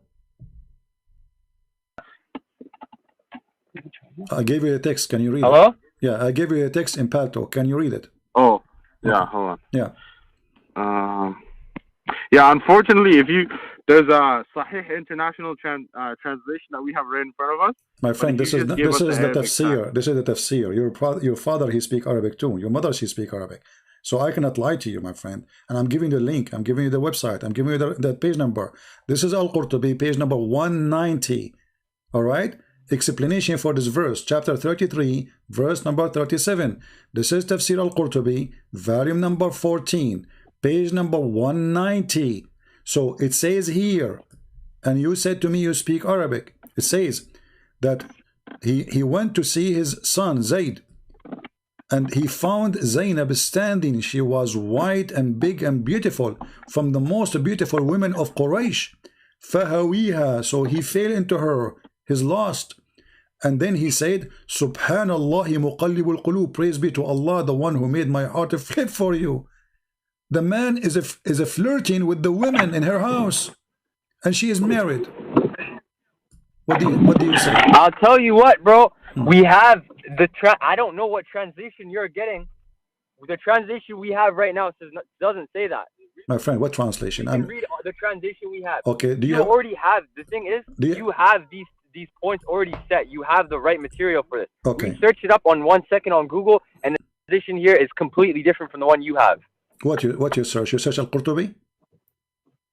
I searched up the translation to that ayah.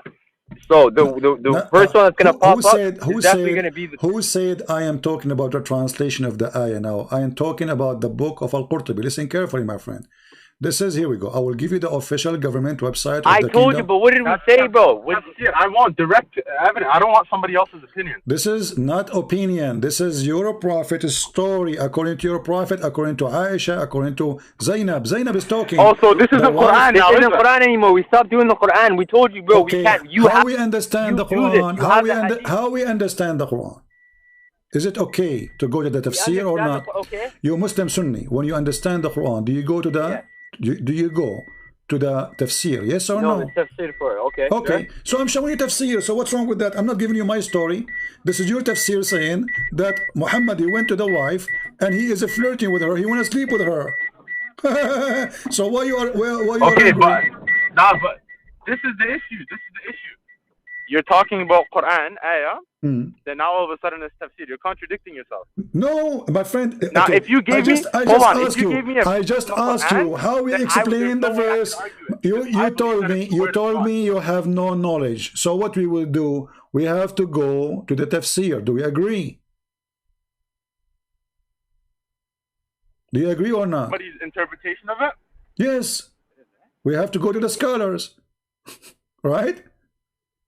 So here it says, this is hadith mentioned in At-Tirmidhi, and this is hadith mentioned in Muslim, and this hadith is mentioned, etc. And this is hadith mentioned in Al-Bukhari, and this is hadith mentioned from Anas. And look what it says here, that Zainab, she said, that after the Prophet, he came and he flirted with her, أمسى زيد فأوى إلى فراشه. قالت زينب لم يستطع زيد وما امتنع منه غير ما منعه الله مني. So Zayd at night, he came to sleep with me, but he could not because Allah, he did not allow him. How? Let us hear carefully. It says وفي بعض الروايات إن زيد تورم ذلك منه حين أراد أن يقربها. So Zayd, his penis swelled when he tried to have sex with her. Okay, so can I tell you something? Okay, tell me something. Let me tell you something. Tell me something. The Prophet Muhammad sallallahu alaihi wasallam is probably, if not the most documented man in history. Can we come to that conclusion? Yes or no? No. There are more things about him more than No, because you just told me you didn't agree with this.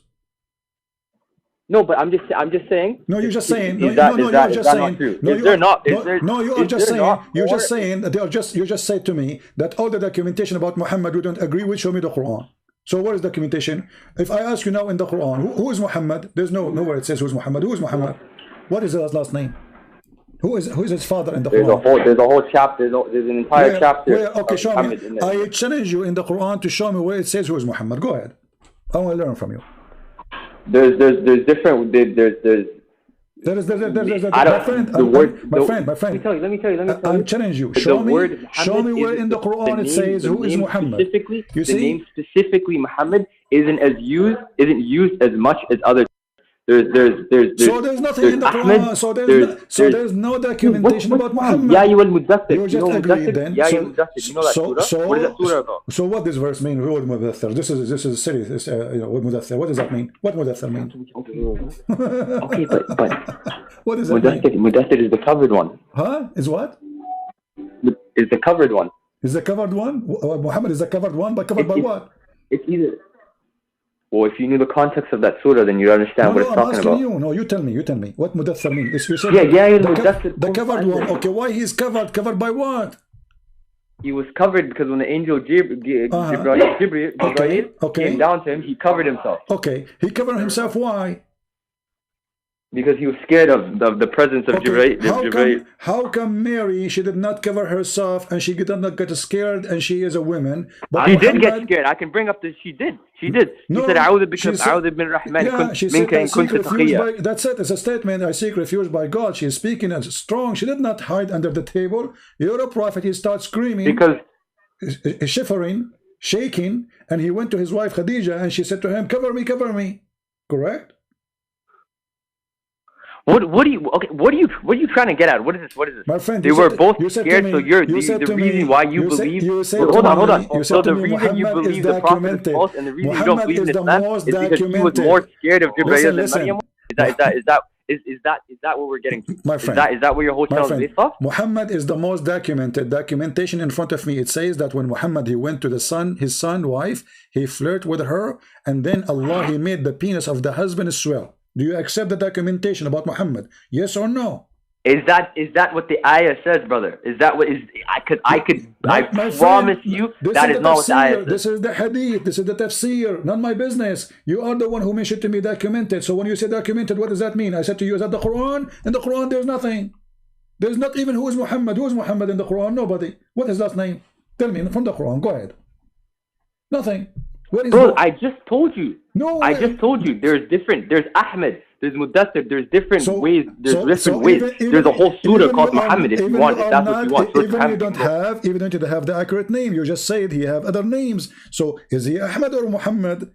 Ahmed is different from Muhammad. Ahmed and Muhammad is the same name, brother. No, you know this. You understand? No, it's not the same. No, Ahmed is mean I thank. Muhammad is the one you thank, praised one. So Ahmad and Muhammad is not the same. So is he Muhammad? Okay, so you're telling me there isn't actually a shortened version of Muhammad. So there's no surah called there's not a surah called Surah Muhammad. Even Muhammad did not call Muhammad. Even Muhammad did not call Muhammad. Okay, yeah. Okay, who's Yasin? Go ahead. Tell me who's Yasin. You said mention to me Yasin. I'm laughing right now. Who's Yasin?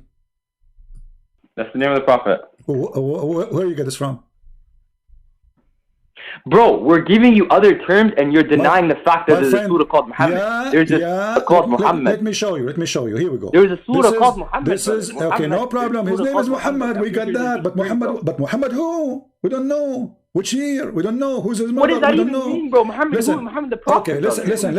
Okay, listen. Muhammad the prophet. Okay, the Quran says that Jesus is a son of Mary, correct? Yeah. Okay. Mary is the daughter of Imran, correct? Say that again? Okay. Mary is the daughter of Imran, correct? According to the Quran? Yeah. Okay. Muhammad is the son of who in the Quran? Abdullah. Where it says that, Sean? That's not in the Quran, is it? It's not. So you don't even have your prophet name. I'm asking you.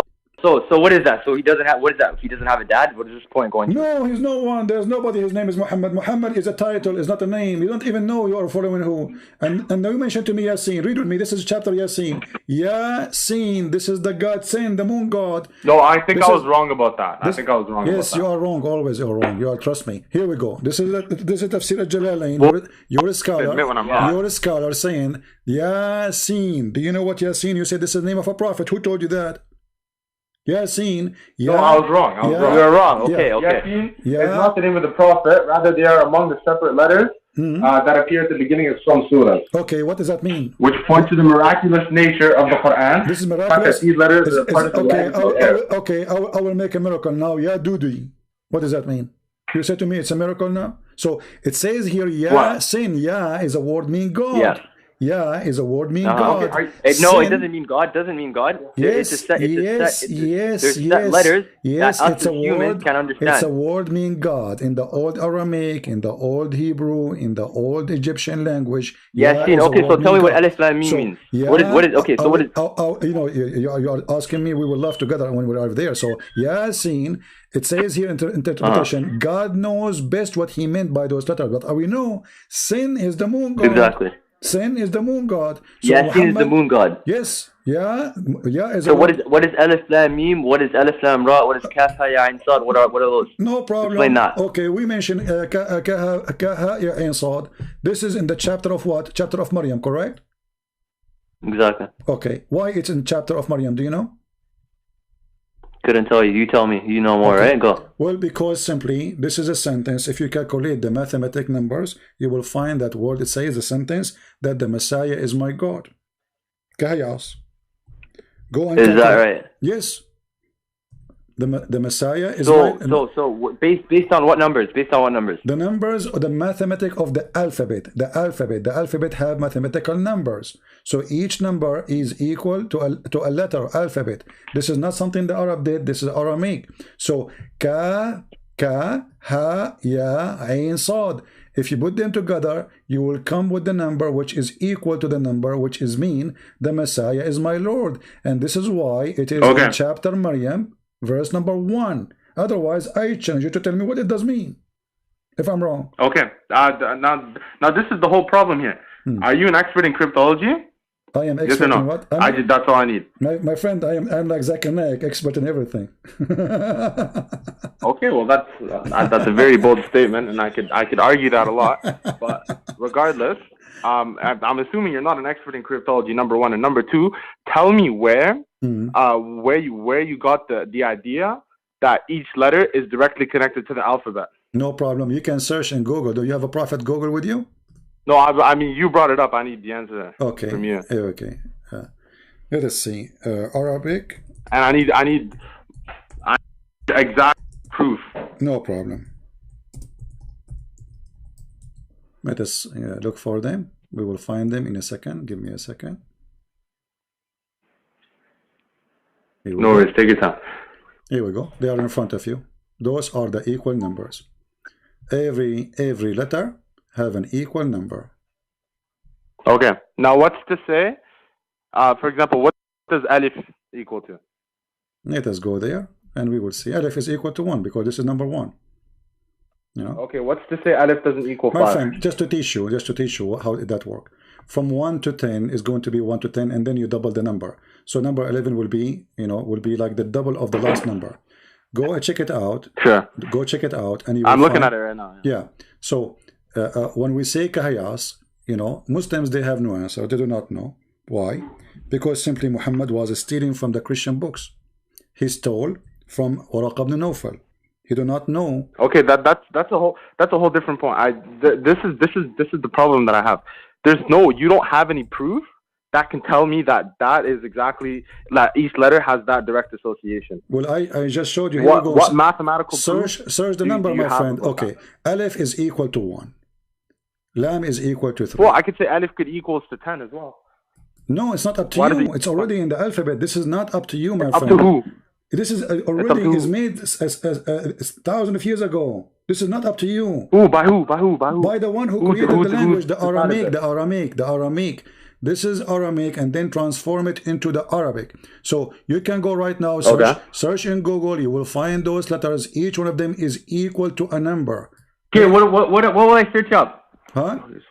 What will I search up? Arabic letters to numbers?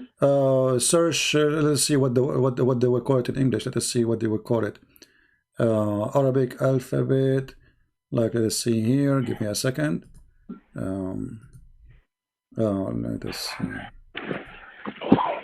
Okay, here. I think you need to search for numeric numbers. Okay. So you will find that can I ask you something? Aleph is equal to 1, B is equal to 2, J is equal to 3, Da is equal to 4. Yeah, okay, I see it in front of me. Yeah, all right. I get that. Those are the numbers. Then take Ayas. Will take you 2 seconds. Take Ka, Ha, Ain, Sad, etc. and calculate the number, and you will see it says is equal to the following sentences. Ha is equal. Okay, Ha and Ya and Ain and Sad and Kaf, starting from Kaf. The total is 195. 195 is equal to the sentence is Al-Masihu Ilahi, Christ is my God. Yeah. Okay, so you Muslims do not know, we know. And if you ask you why I'm familiar with numerology. Actually, I do know. Okay. But here's the thing. Yeah, here's the thing. Yeah. Now, tell me why. Okay, let's say the prophet who do you believe that the prophet falsely or wrote the Quran, right? Yeah. Right? So do you think that if he wrote the Quran, let's assume that for the sake of argument that he wrote the Quran, do you think he would say something like, this is something that only God knows, but I'm gonna give something that's commonly known so that we can figure it out? No, Muhammad, he stole that Kahayas from the book of Waraq bin Nawfal. This is why your prophet, when Waraq bin Nawfal, he tried to kill himself when Waraq died. Is that correct?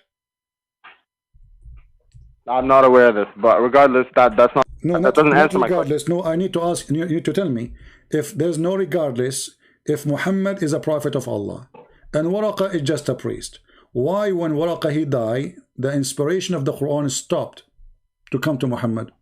Do you know? Okay. Let me ask you something in response to that. Do you believe? Okay. Do you know that? I'm sure that in the Quran, the Quran and the Bible are both from God. Yes. No, the Quran is not from God. This is what we are talking about. Okay, sure. No, I'm saying let's for the sake of argument, pretend that you believe the same thing that Muslims believe. No, I don't pretend. Would you, if you were Muslim, for example, would you believe? Thank God, I'm not. That the Bible and the Quran. I am not a Muslim, my friend. Don't ask me to pretend to be a Muslim. Not the same, but they both come from God. My friend, let us focus with me. Focus with me.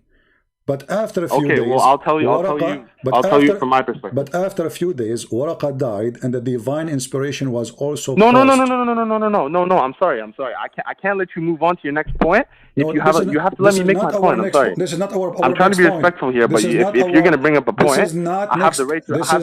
This is not next point. We are talking about Kahayas. I say to you, Muhammad, he copied from the book. Point, but I have the right to respond. From the book of Waraq. Waraq, he died and he left a book for Muhammad. Muhammad copying from there, but you do not know what this book means. You don't know what Qiyas means. Waraq is educated, Muhammad is not. So Muhammad, he copied what is in the book. And this is why when Waraq, he died, the hadith says, and this is Sahih al-Bukhari, the Quran stopped coming to Muhammad. Explain to me why Allah stopped sending Quran to Muhammad when Waraq died. Okay,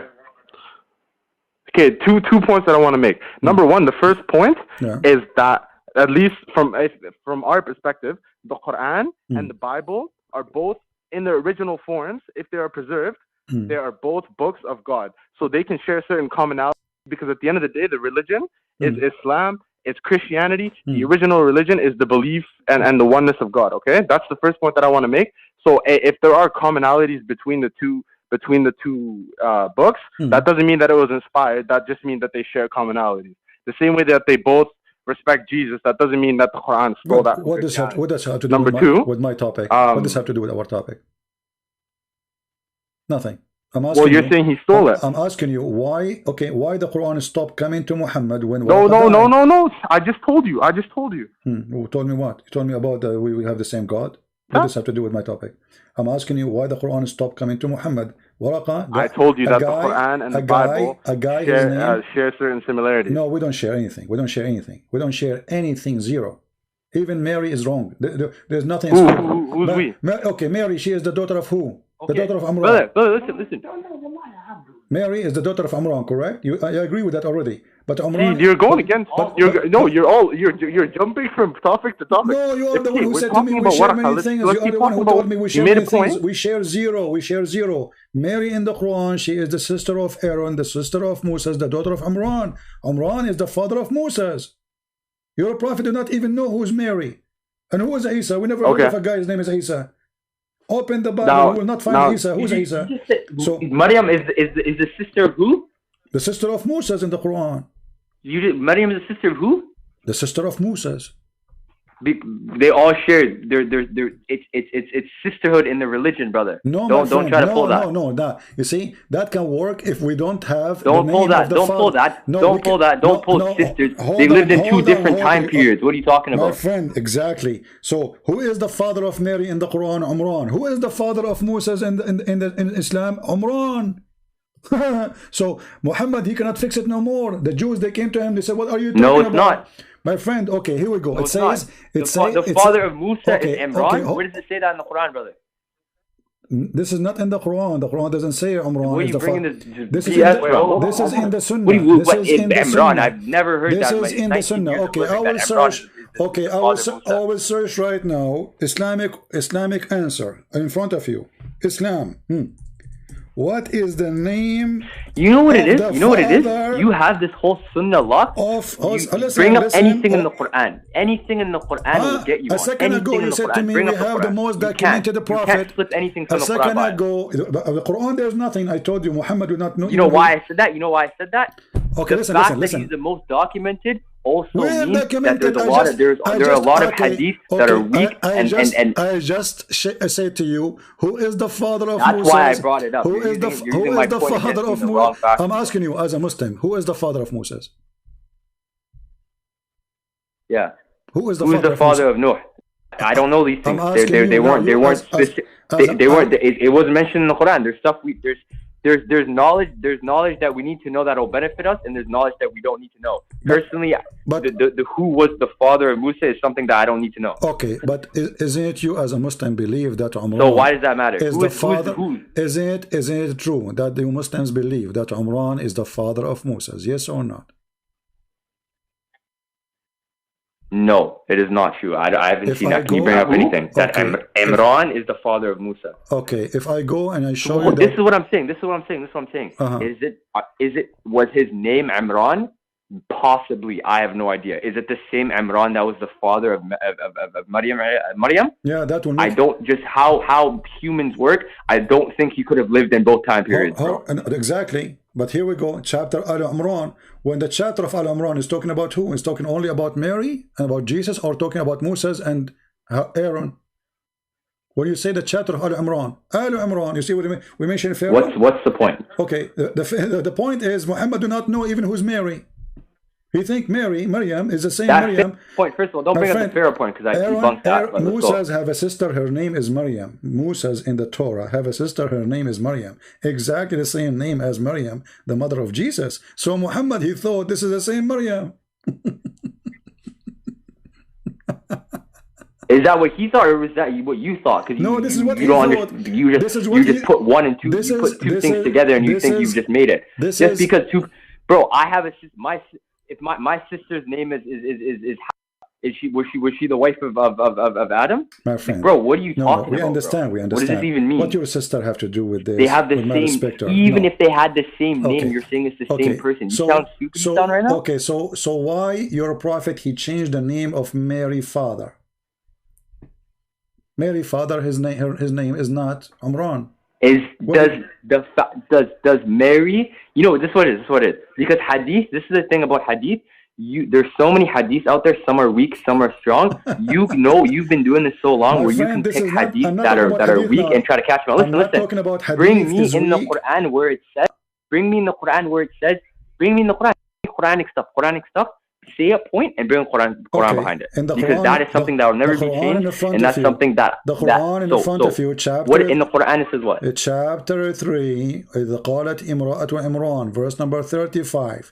The wife of Amran, she said, Lord, behold, who is the wife of Amran in this verse? Who is this Amran? Chapter 3, verse number 35.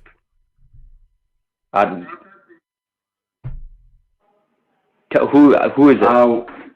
When the wife of Imran, who is she? I don't know. You tell me. Who is the wife of Imran? This is the mother of Mary. Who is it? Well, this is the mother of Mary. It's who? The mother of Mary. She's the mother of Mary. The mother of Mary, sure, yeah. Okay. So she is the wife of who? Yeah. Imran, correct? The wife of Imran. Okay, but Mary's father is not Imran. Yeah. That's how it works. Amram is the father of Moses. Mary's father is Imran. But I'm telling you, bro, it's not. Okay, let's debunk this right now. So you're saying, dude, we already went over that topic. Okay, no, it isn't. You can't bring any proof that it was. Who? Okay, listen. You say to me, where does it say that Imran was? Where? You just bring stuff up. What do you mean? Where it says what? And even if you can prove it, bro, it might be the same name, but I know you can't. There's nowhere in the Quran that says the son, the father of Musa was Imran. That this point, it's actually what are you even talking about? What does this mean? Isn't it the Quran says Mary is a sister of Aaron? Huh? Isn't it the Quran says Mary is the sister of Aaron? Sorry, say that again? Isn't it the Quran says that Mary, she is the sister of Aaron? Sister in the religion, Where it says, where it says she is a sister, and where it says that in the Quran. Go show me. Where does it say what? Where it says she is his sister in religion. It says sister and the word father. You see the word there, it says Aaron's sister, your father. So this is not religion. We are talking about a brother and a father. You have a brother, his name is Aaron, and you have a father who is his name is Imran, and they are not bad. The Prophet ﷺ said that. Wait.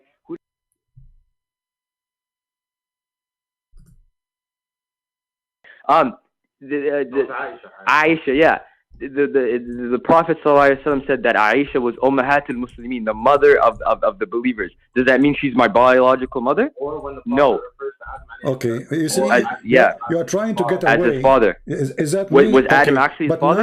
Now we have a problem. We have a problem that Mary, her father, now Muhammad changed the name. No, we don't. We just solved the problem. No. No, we did not, because Mary, her father, is not Imran.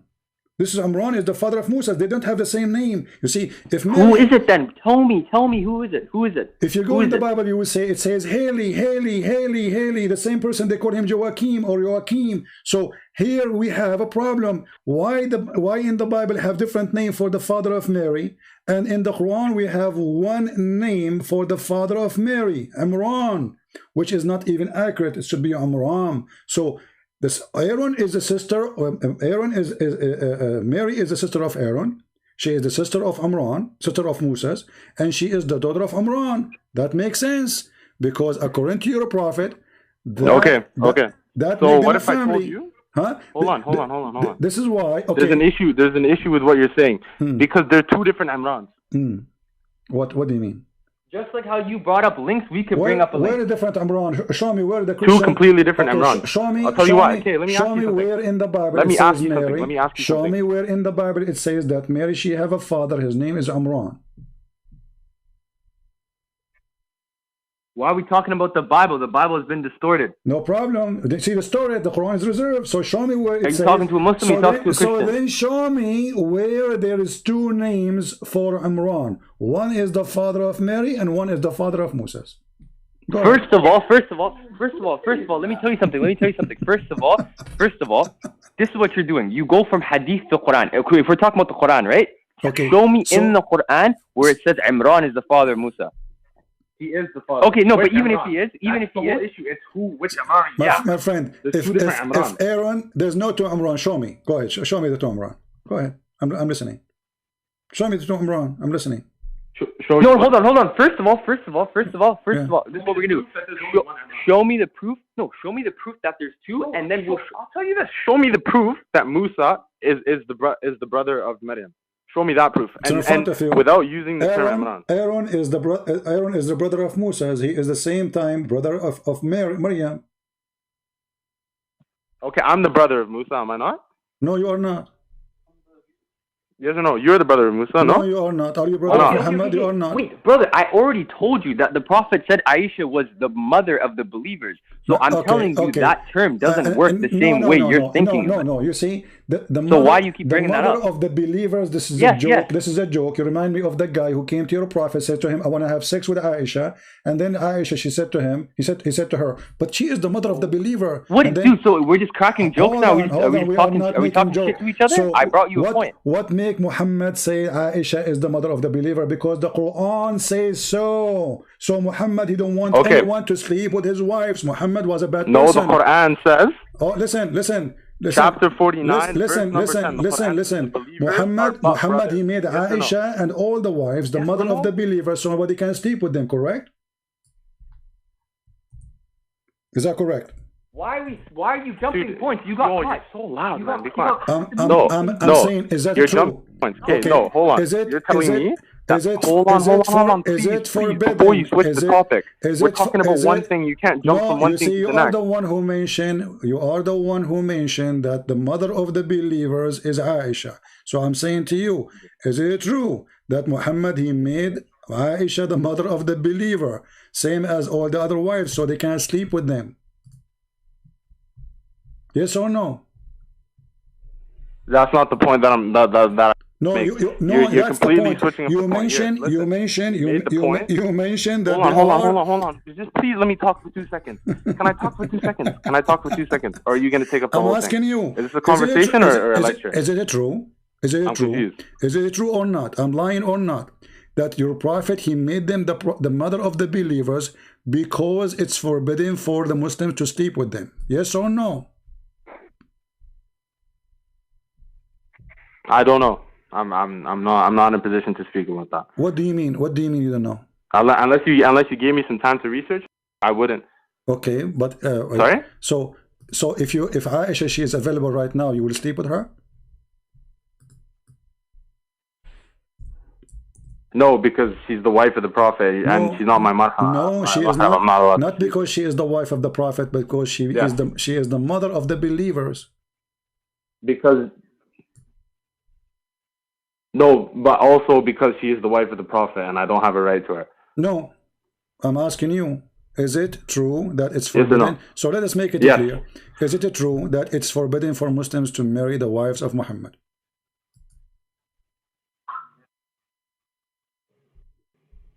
Yes or no? That's a rule, yes.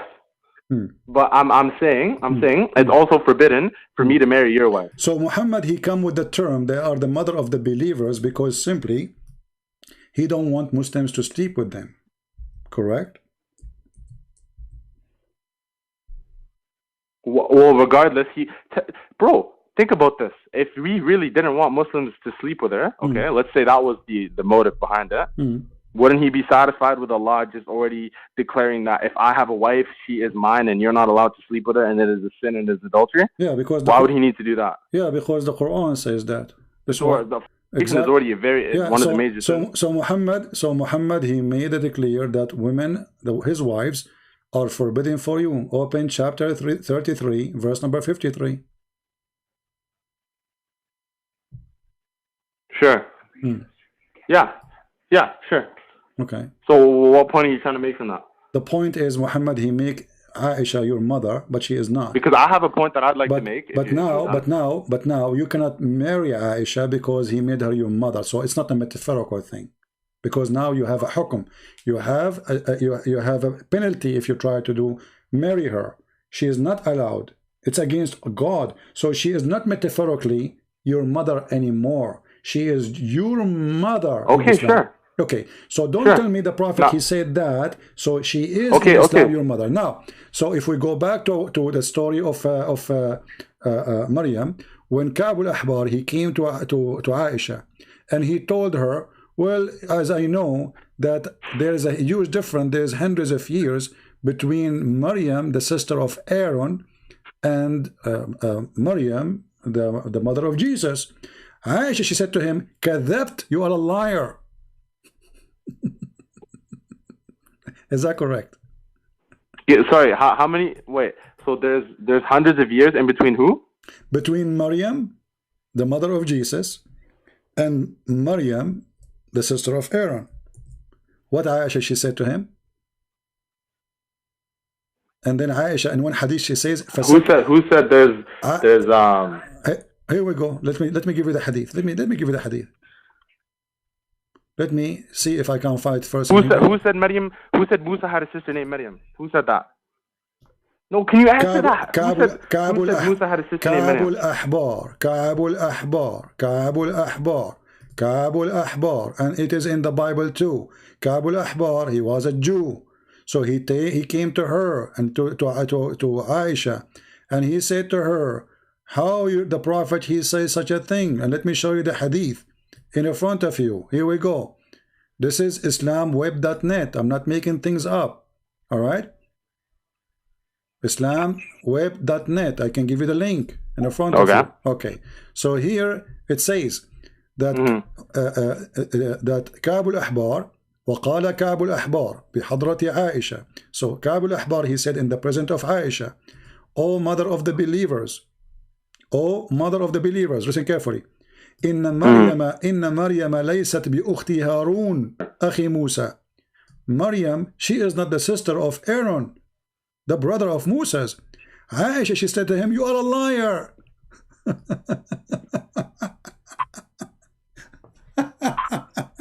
So why Aisha, she said you are a liar? So, because okay. This is what Muhammad meant. So when Muhammad, and you know what's funny? So what it's funny, the only when Muhammad came back home, Aisha, she told him, you know, and he said, oh, you know, I don't mean that. So you see here, they got him busted in his time. So this is what Muhammad meant. This is what Aisha understood. This is what the Muslim understood. They thought this is what he said because this is what it meant. So Aisha. Let me say something. The only verse you have to say that Maryam is the sister of Harun is when Allah calls him and says, Ya Ukht Harun. Yes or no? There's no ayah that specifically says Maryam is the sister, the blood sister of Harun. He just calls her by Ya Ukht Harun. Yes or no? No, we have Imran. We have Imran. Yes or no? Because that's the ayah. I know the ayah you're talking about. No, the ayah is saying she is. That's what it is. That's what it is. No, just answer that. You make us answer questions. You make us answer questions and you don't answer our questions. You. The father of Mary is Imran. Yeah, you answer the question with another question. No, I'm not answering with a question. You said it's only one verse. I said no. What? I said no. Imran is the father of Mary in the Quran, but Imran is the father of Moses. It's two different guys with the same name. How do you not understand that? Okay, hold on. First of all, where you we can go through the lineage right now. Where in the Quran it says there's two different guys that have the same name? Show me. Where in the Quran does it say you? No. Instead of us proving it to you, you have to. Here we go. It says you are the sister of Aaron and your father. I'll tell you what. Hold on. The proof is. What is the connection between? Can you prove to me that Imran? What is the connection? What is the connection? Huh? What is the what? What? Is Imran the son of Sulaiman? Let me just finish. What because who's is Imran the son of Sulaiman? Who is Sulaiman? Maryam's Imran. What? Where do you get this name from? No, Musa's Imran. It's the same one, right? Okay, where do you get this name from? Where do you get this name from? What do you mean? Where did I get the name Imran? Sulaiman, Solomon. You said Solomon. Who is Solomon? You speak Arabic, no? Who is Solomon? Sulaiman. Yeah, what Solomon. What Sulaiman have to do with Imran now? Do you know who that is? No, I do not know. Tell me, what Sulaiman have to do with Imran? Well, because from the line. From the line, Isa came down from Sulaiman. Yes or no? Look at the tree. What this Isa is not from anyone. Isa, he said Jesus. We don't have, first of all, we don't have Isa. Even your prophet, you don't even quote the name. But he's the son of Mary, no? No, he's not. We don't have Isa, the son of Mary. Your prophet, he's the son of Mary, right? Think about a guy, his name is Isa, he is the son of Maryam, and Maryam is the sister of Aaron. And this additional proof that Muhammad is a false prophet. So he messed up the whole family. You don't know what he's talking about. Dude, please. My bad. Okay, brother, this is what's gonna tie it up. This is gonna tie it up. Okay. You're saying Imran is the same Imran that was the father of Musa, was the father of Maryam, right? Yeah, this is what the hadith is saying too. Right? That's what you're saying. This is what your hadith is saying. Okay. This is what Aisha is saying. So, first of all, I already said the reason why it's the sisterhood and the brotherhood is for the religion. Okay. The reason the proof we have that it's two different people is just life, like just lifespan. It doesn't add up. So exactly. Okay. So you say you think people live 500 years ago? Yeah, right. Check this. What you have to do.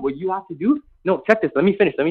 What you have to do is you have to give us a way that Imran is. You have to explain how it's the same guy and they lived from the time of Maryam to the time. This is what the verse. How does that make sense? This is what the verse saying. The verse saying that Mary have a father. His name is Imran. And there's no What verse? Don't just say the verse. If you're gonna say the verse, you gotta say the verse. Chapter 3. All the chapter saying that the name of the chapter is Imran. Come on. So the chapter is called Alu Imran. And what does it say? So who is the family? Who is the what? Who is it the says family? Harun, right? Yes, and then it says that Aaron, the sister of Aaron. No, the family of Imran is Maryam. Okay. Is Maryam, and that lineage is going down. In the verse 28, it's mentioned the sister and the brother and the father. Who is the sister? Mary. Who is the brother? Aaron. Who is the father? Imran. Read it. Chapter 19, verse 28. And I already explained to you the brotherhood and the sisterhood in Islam. Okay, listen. So why are we still on that point? Why the Christians will change the name of the father of Mary when their book written 600 years before Muhammad? Why they want to change the father of Mary? Do the Christian knew that Muhammad? They didn't. What is it in the Bible? I just told you. What's the name in the Bible? Haley. You know? It's Haley. It's Haley? Okay, well, in Islam, it's look right here. Haley, yeah. Son of Hezekiah, son of Suleiman. Okay. What is it? And then you have Imran, son of Kohat, son of Levi, son of Yaqub. So what have to do? How Imran end to be the father of Mary?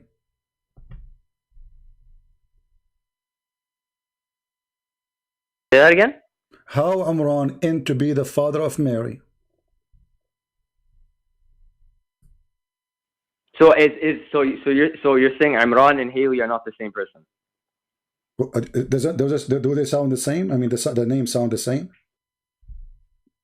One start with the Ain, the other one start with H. Do they sound for the example, same? Isa and Jesus don't sound the same.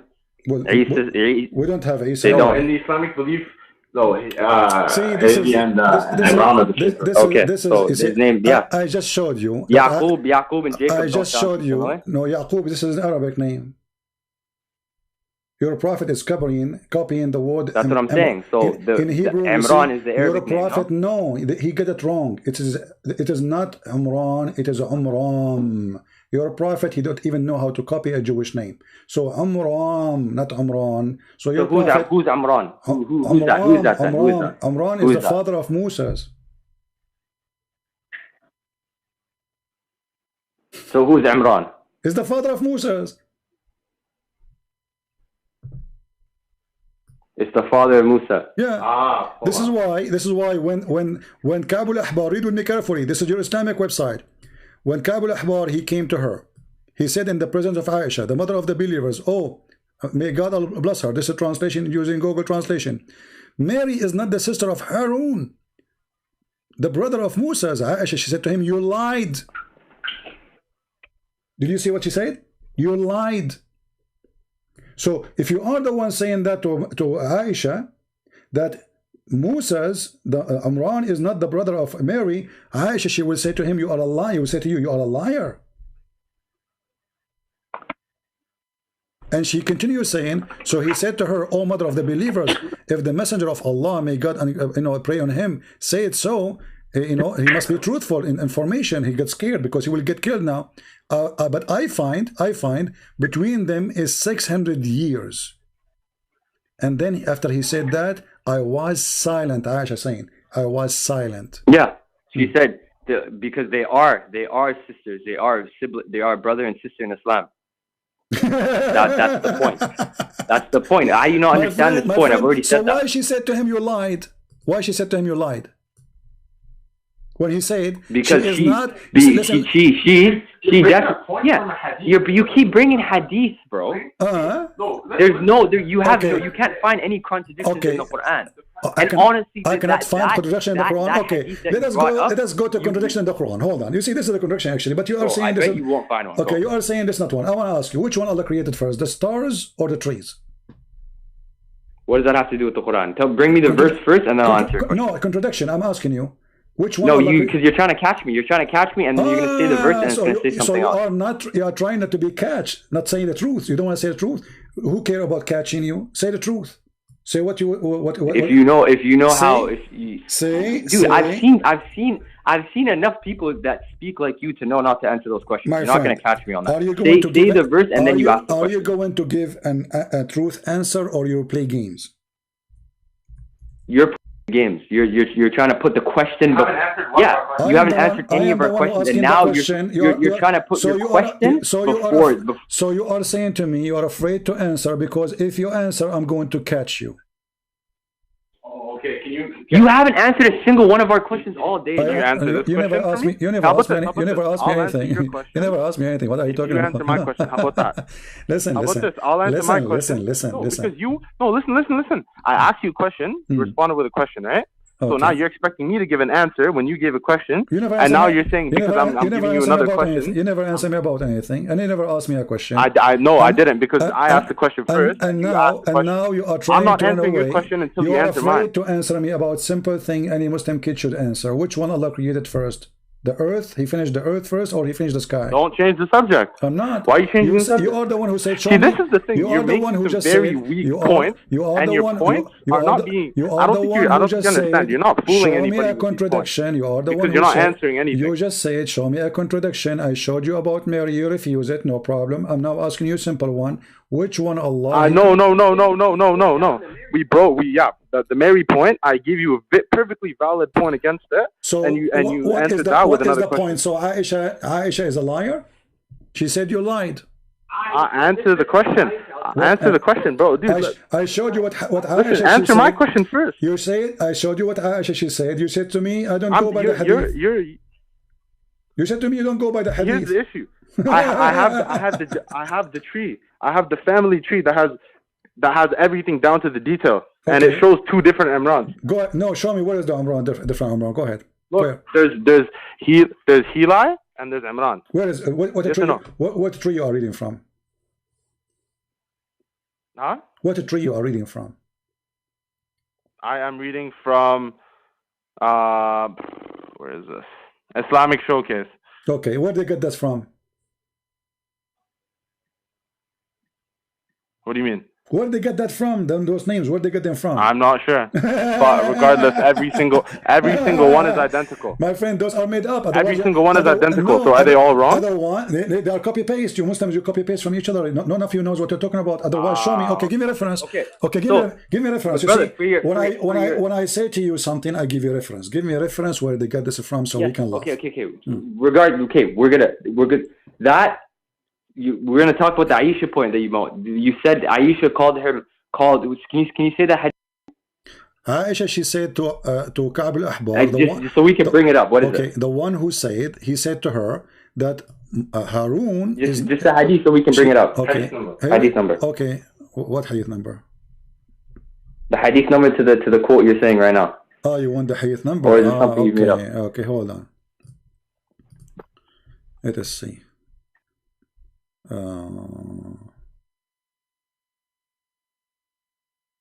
Give me a second. You were reading it 2 seconds ago. Why? Yeah, no, let's bring it up now. Take it easy. Yeah, you will see it in a second. Are you excited to see the hadith? So how come you did not read it when I gave it to you first time, and now you wanna? No, just bring it up. Now. Okay, here we go. Here we go, brother. Take the link. I will just bring it up. Okay, brother, take the link. I will give you the link. Here we go. Open it. Or we No, give you the link. I give you the link. Or we can move on and just we don't. We will stick with it. Go ahead. I will not even let you move anywhere. Go ahead. Okay, where is it? Did you send it? I sent it, yes. Check on that. I need the number. That's all. Oh no, yeah. This is the. This is hadith number. This is Tafsir al-Qurtubi. Listen. Let us talk like adults. Stop acting like kids, jumping from place to place. Tafsir al-Qurtubi. Loki just got out of high school. Tafsir al-Qurtubi. We're getting volume number. I'm sorry, but if you want to talk about jumping from place to place, number one, you asked me. You are the one who asked me to go back here. Let us not to change it. Then you started talking about. Let us not to change it. Hold on. You said to me, give me the hadith. I just gave it to you. I want you to read it. Tafsir al-Qurtubi. Give me the number. Volume number 11, page number 27.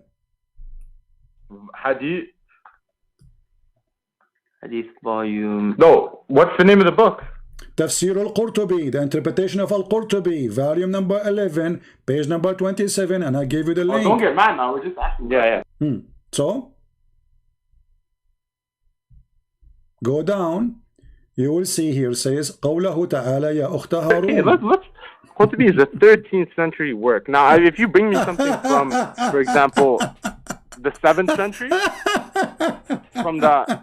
Why are you laughing? But this hadith is not from the 13th century. This is from the time of Muhammad. This is Aisha talking there. What's wrong with you? But okay, but when was the hadith? Go on, just go. I'm losing my voice. A bunch of kids. Yeah, this is from the 7th century. According to be from the 7th century. 17th century. Who cares about Al-Qurtubi? You asked me for reference, I give you the reference. Isn't it obvious? Muhammad, he do not know the name of the father of Mary. He think this is Umran. Isn't it? What kind of a prophet he is? How silly. And yes, I agree. A person can have two names. The same person can have two names, no problem. Jesus the Christ. Okay. But here he is making her the daughter of Imran. Literally, the wife of Imran, she said, I'm going to designate my baby. The wife of Imran. This is not metaphorical no more. Amram is the father of Moses. So when this man, the Jew, who is a rabbi, he came to Muhammad's wife Aisha and he said to her, well, you know what? Aaron, Mary, the mother of Jesus, is not the sister of Aaron. When Aisha, she showed anger and she said to him, you lied, this man, he started having poo-poo between his legs, because now Muhammad will come home and she will tell him what he said and she will kill him. So he said to her, you know what, if the messenger, he says so, he is telling the truth for sure, you know, but otherwise I will find between them more than 600 years. And then Aisha, she said, he said that and I was silent. She didn't know what to say.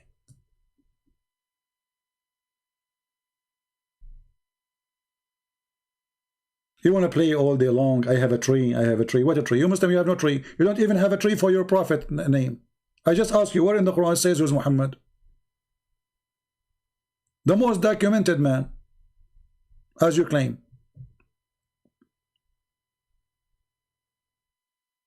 And then here it says, and when Aaron, he died, there's 40,000 Aaron, they went in his funeral.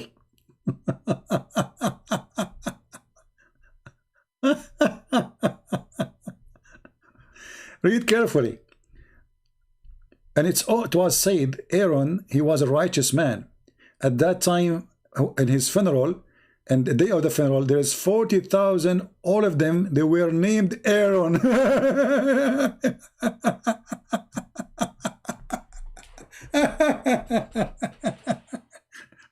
My name is a Christian prince. When I died, there's 40,000 men, they went in my funeral, and their name, all of them, a Christian prince. True story.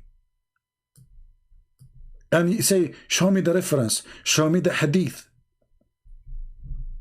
What a bunch of kids. And then when we ask them, okay, which one Allah created first? Did he finish the earth first or his sky first? Oh, don't change the topic. Go back there. Okay, we went back. They don't want to read it. Show us the reference. We show them the reference. No, I don't want to change. Okay, here we go. We're stuck here. It's in front of you.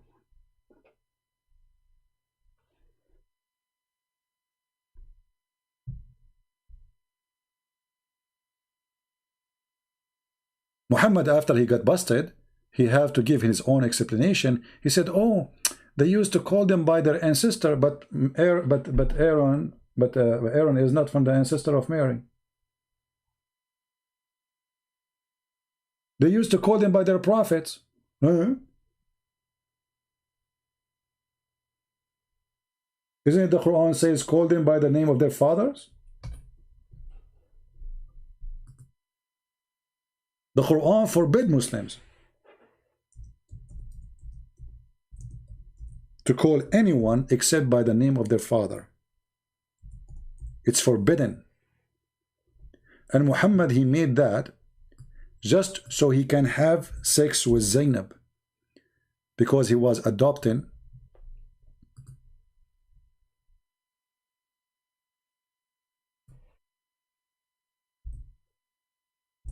Zayd.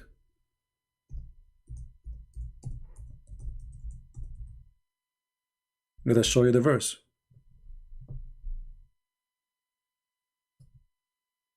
You call them only by the names of their fathers.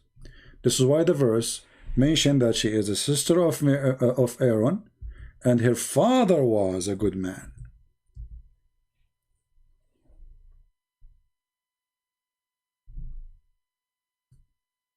Chapter 33, verse number 5. Call them the sons of their own father. You don't call anyone. This is why the Quran did not say Jesus, the brother of Moses. He said Jesus, the son of Mary, because Jesus have no father. Maryam, the daughter of Imran. That's what the Quran says.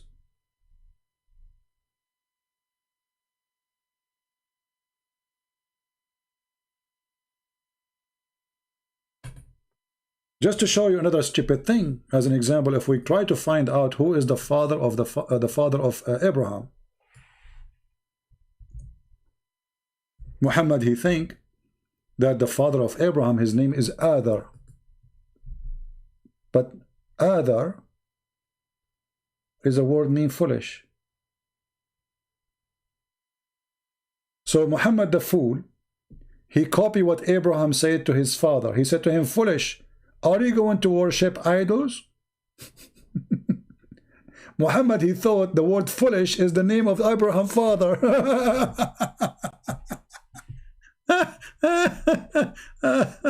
Oh boy.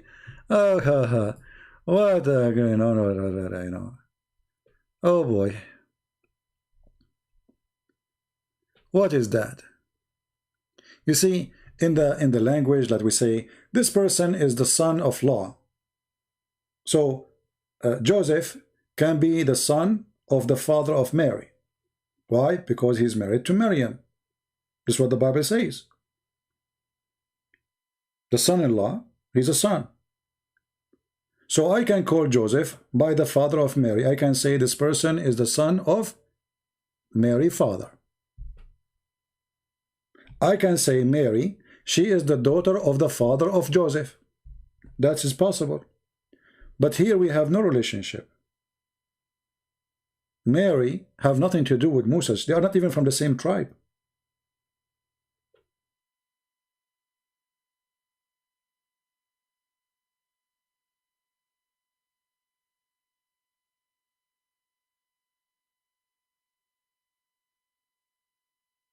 So I can say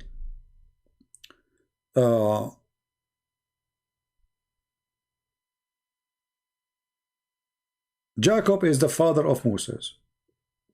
And I can say, sorry, the father of Joseph. And I can say, Mary, the daughter of Jacob. I can say, Joseph is the son of Heli or Joachim. This is because there is marriage. And this is practiced now too. I mean, nothing changed. So when a Muhammadan, he come to us, try to find a solution for a stupid mistake in the Quran, it doesn't work. It is silly. And when we ask them, okay, forget about this, which one Allah created first? Which one Allah finished first, the earth or the sky? Any Muslim in the chat can tell us? Just to show you how they have no idea. They don't dare to say. Because the second they give you an answer, he said, oh, you want to trap me? Why? Why you are saying that? So he's afraid to say the truth, the correct answer. The second he will say the correct answer, he will be in trouble.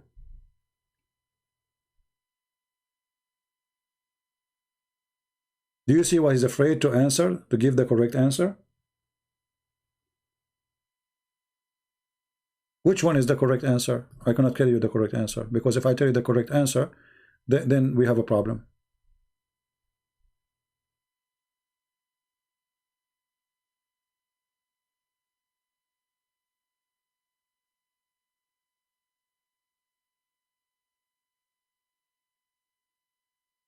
We can go and do like, you know, the Bible speak about Jesus, the son of from David, right?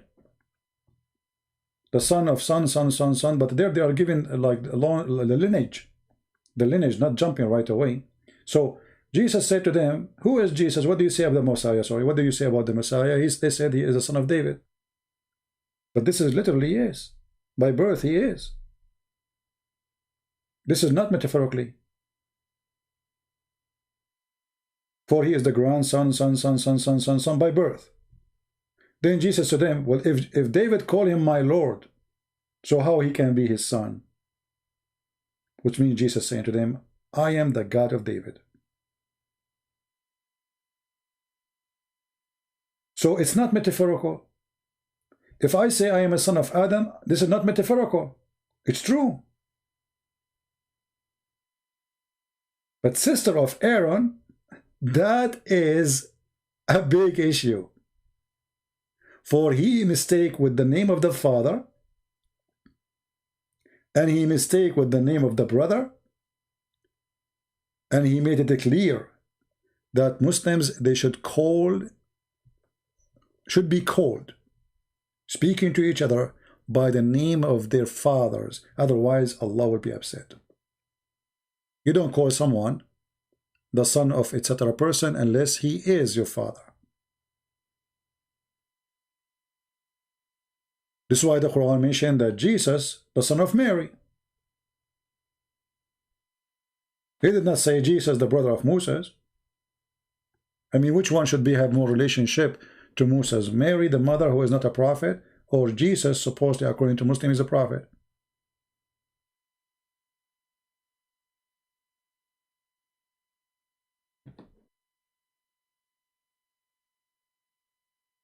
Poor people.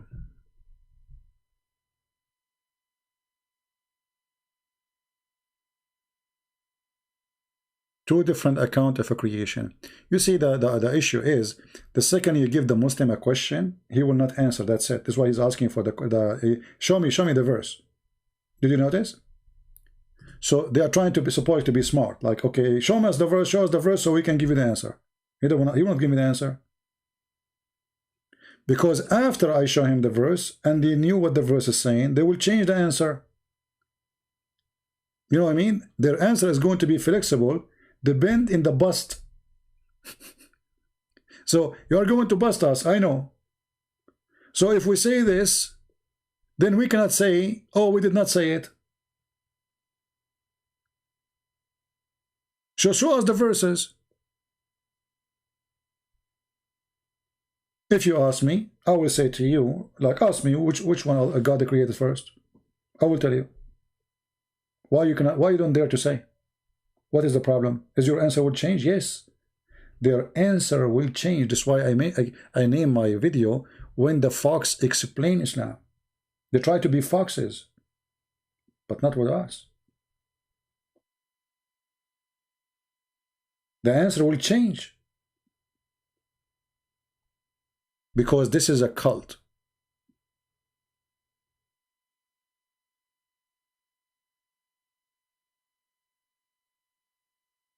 Well, all the names are wrong. Haman is the minister of the Pharaoh. And the Pharaoh is the one who built the Babylon Tower. You know what I mean? Thank you, Deborah. I apologize. I was not looking too much at the chat, and I don't know if you hear my stomach is making noise. I think I need to eat. This is the benefit of having four wives and 4 mother-in-law. If I have 4 wives now, I will have like 4 sandwiches, big ones. I mean, isn't it obvious? How in the world, why the Christian, they will change the name of the father of Mary? There's no reason. Why do they want to do that? A book written 600 years before Muhammad. Do they knew that Muhammad is going to be foolish? Muhammad, he heard that the Jews, they have a prophet, his name is Aaron, a prophet, his name is Moses, their sister, their name is Maryam. Uh-oh, this is Maryam, the mother of Jesus. You can hear it? What a scandal. Don't tell them, don't tell my friends, okay? Yeah. Actually, it's very cold, you know. It's a cold weather. There's a big storm is hitting USA. Hold on. He just said to me, call me again. And we are talking about storms, so maybe we should ask him about storms. Call back, he's saying call back. He's not online anymore. But I don't know, it says for me, it says online. You forgot when the Quran says how Allah, he sent hail? Where the snow is coming from?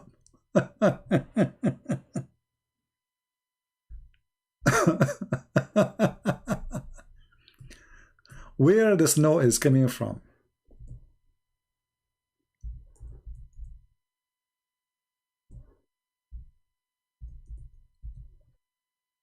I mean, did Allah make a mistake here?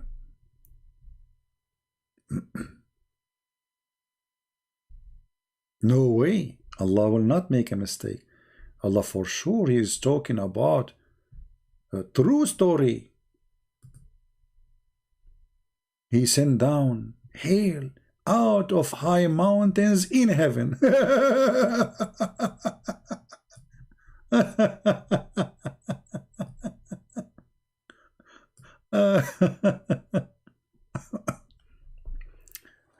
He sent hail from where?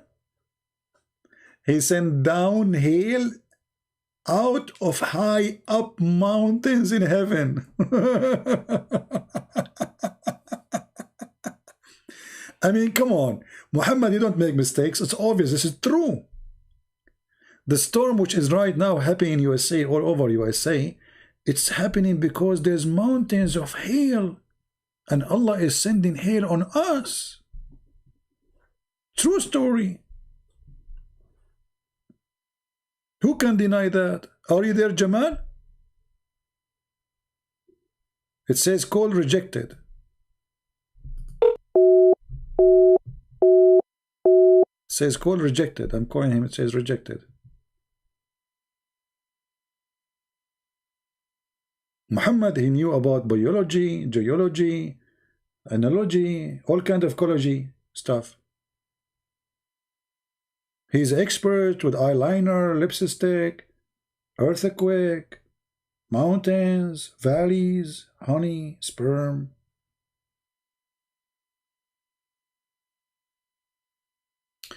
Actually, we had to go to the comment, but there's a guy we need to answer him.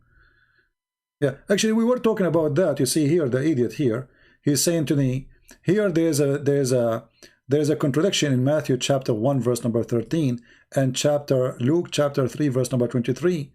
This is because you're an idiot. Joseph and Mary, they are the sons of two men in the same time. How is that? Joseph is a son of his father-in-law, and Mary, she is the daughter of her father-in-law. At the same time, both of them, they are the daughters and the sons of their real father. So you are a fool. But if you go in the Quran, we will find that the Muslims are confused about all the names. Muhammad or Ahmad. Abraham is the son of Azar. Mary is the daughter of Imran. Jesus became Isa. Mary is the sister of Aaron. Haman is the minister of Pharaoh. The Pharaoh is the one who built the Babylon. What do you want more? All the history is, you know, what about the Samaritan? He was exist in the time of Moses.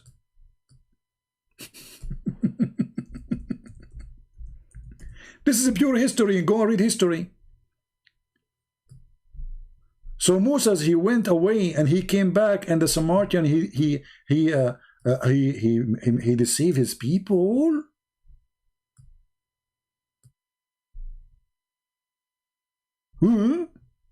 How this happened, brother?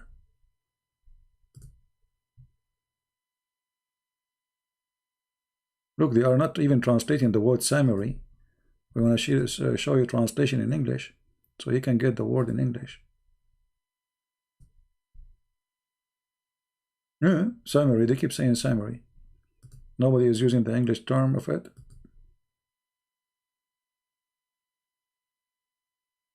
All of them. What's wrong with those people? Let us see. Arbery. The Samaritan. The Samaritan, he misled the people of Musa's history. The historian Muhammad. Do you see the history? Muhammad, he knew what's happening. And then Musa's, he returned and he was very angry. Why? Because the Samaritan, he misled them. That's deep. Where Allah, he has daughters. Well, if you go in the Quran, there's many verses actually in the Quran. But in the Quran, there's certain verses where Allah, he mentioned the names.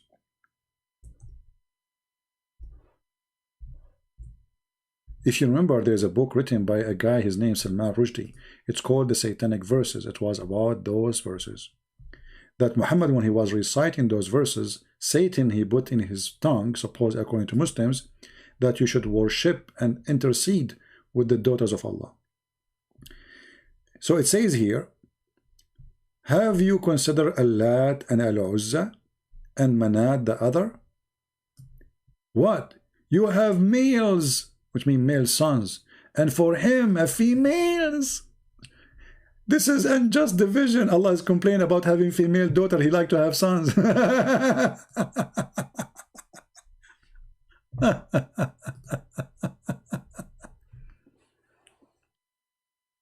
And here, by the way,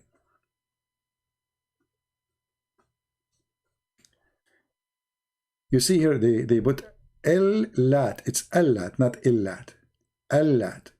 But it makes same actually, because in the old original language it is El-Lat, God Lat, God Uzza. And then the funny, the Muslims, they say Allah have no daughters. Then Muhammad, he come with a story that the Prophet, he sent one of his companions. We need to search for the expedition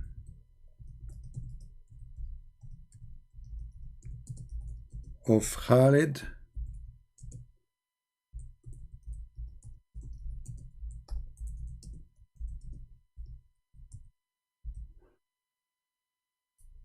all right.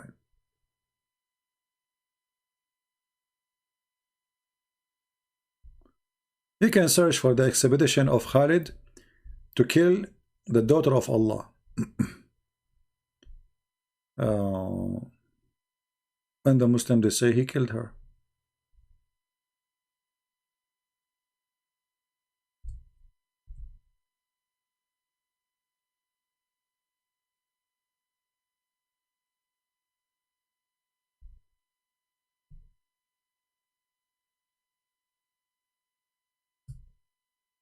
Let us see if we can find the reference in English.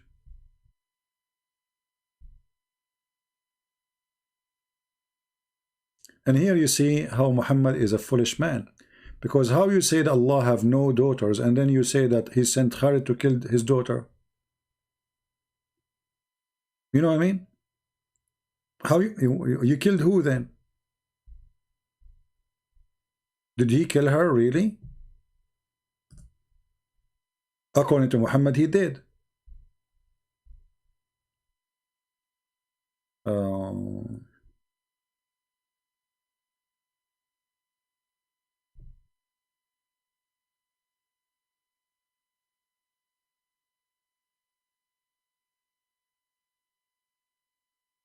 Okay, we found this website. Let us see. Let me give you the link, and you will see how Muhammad, he sent Khalid ibn Walid to kill the daughter of Allah, and they killed her. They killed her. They killed the daughter of Allah. How dare you to do that, Muhammad? And here you see the stupidity. How you Muslim, you say that there is no Allah don't have daughters, and then Muhammad, he killed his daughter of Allah.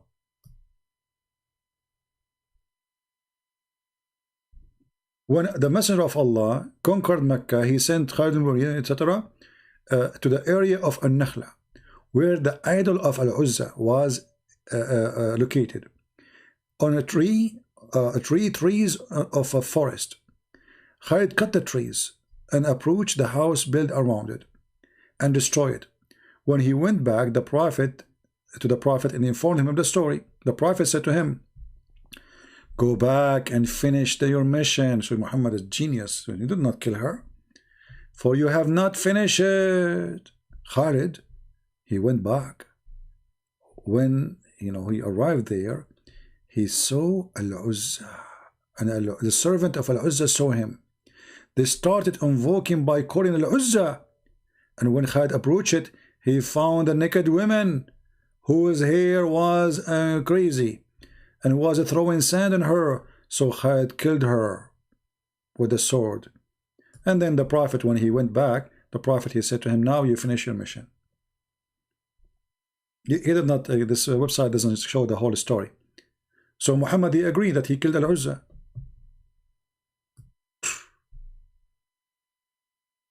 He killed Al-Uzza.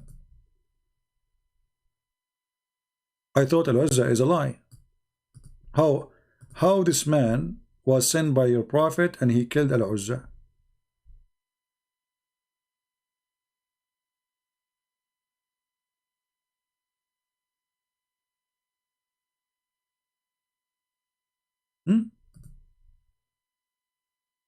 Is that one of your fiction story, Muhammadan?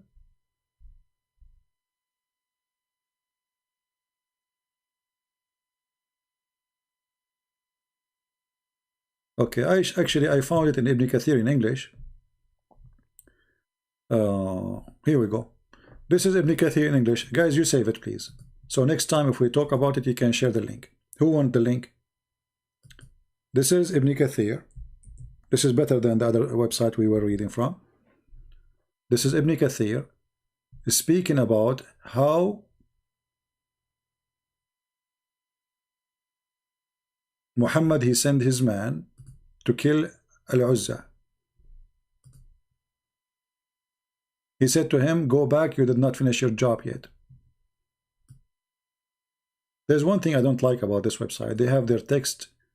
You cannot zoom in really in the text. The text is not too, I mean, for the not for me. For me, my eyes is very strong, but for you in the screen is if you're having a phone or etc. So here we go, the story in Ibn Kathir. And then Muhammad, he said to him, this is the Uzza. That was Al-Uzza.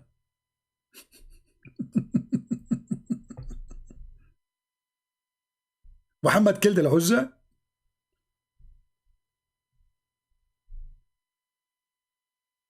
What a scam. Yeah, Muhammad, he can kill whatever you want. I mean, come on.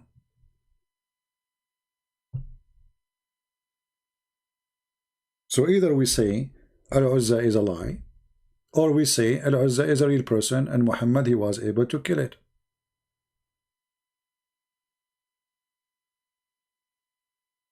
So was it or wasn't not?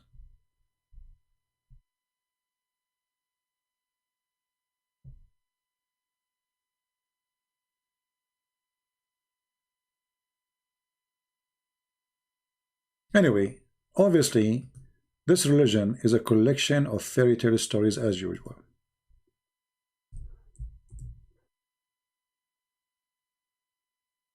And Muhammad, he cannot survive his stories if you are a person who question them.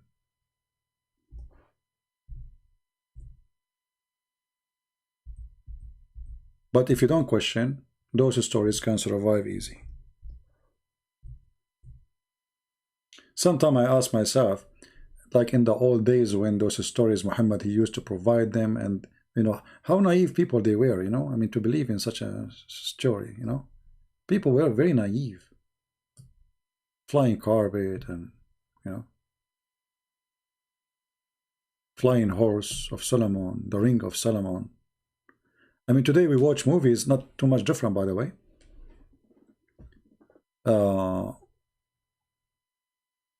Like you watch a Chinese movie, you know, like see people flying over the trees, but we know it's a fiction, you know, it's a, you know, but it's funny. People like to watch it. All right. You have one question? Okay, give me the question before we go, because almost we are done for today.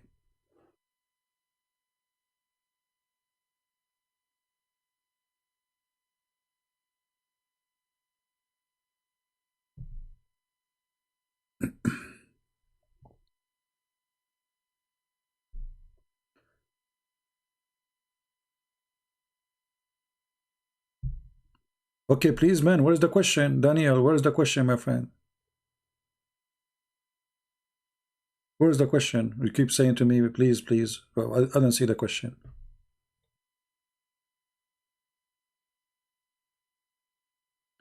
And Bahav, Daniel, where is the question?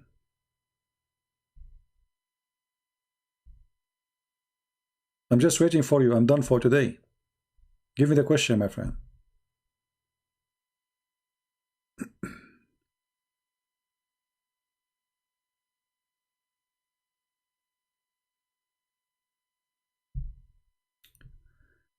Okay, what do you think of Sheikh Jonathan Brown? Although I love Jesus so much, I don't know who is this, how his name is Jonathan Brown, and who is Brown. Who care about those names, my friend? See, try to be a smart person. Don't focus in the name of a person. As an example, who care about Christian Prince? Who care? I don't care. You know, those names mean nothing. Focus on the religion and the one who brought the religion to you. What do you think about this guy? Who is this guy? I never heard of him. What he do? And what about my business with him?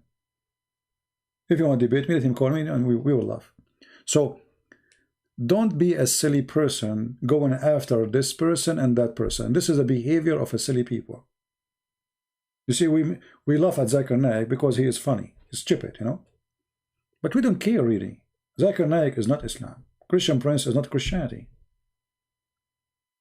When I speak about Islam, I focus on the head of the snake, Muhammad. Otherwise, I'm wasting my time. I'm not going to talk about Osama bin Laden. They can say to me, he don't present Islam. But if I speak about Muhammad, can they say to me, he don't present Islam? They cannot. So it's a bad mistake when some people, they go around, like, you know, I don't know, we are like sometime, you know, when the butterfly looking for a light, you know, there's a lamp, you know, somebody shine a little bit, but his shine can be fake. So don't waste your time. Don't debate a person about his personality. Debate the religion he defends. When I debate a Muslim, I'm not debating him, I'm debating Islam. I don't know I was talking to who. And who care? What we care for, that they cannot answer, and Islam is a stupid cult. So actually the Muslim, they wish you are going to go and argue about sheikhs. They wish we change our topic forever and we never talk about Muhammad, we just talk about sheikhs. This guy and that guy. Sometimes we have to talk about what their videos they say just to get them busted, but they are not important. Because those are a bunch of kids, they can deny whatever they want. All those who go on YouTube, I did not see one of them is a man. When they debated this person, Mimi, they said to him, Allah have a body. He said, who said so? When the Quran, the Hadith, the Prophet says so, he denied it in a second. Why? Because he's a kid. So speaking with kids is a waste of time, but doesn't mean we will not spank them. We do. All right? Any other question?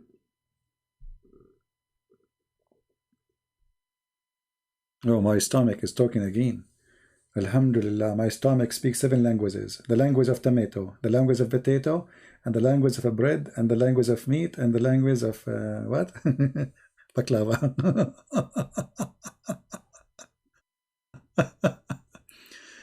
Thank you from Sarawakian. What is that? Sarawakian. What is Sarawak? I don't even know how to say it. Hold on, let me copy.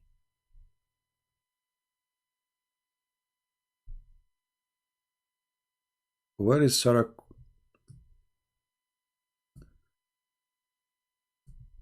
You see, it doesn't matter how much you know about the word, still you know nothing. I want to search this one. Sarawakian. Oh, in Malaysia. Oh, okay. Sarawakian. You know what? Reading the Quran is easier, man. Can you talk to them to change the name? Like make us sorry. You know, like something easier. Yeah.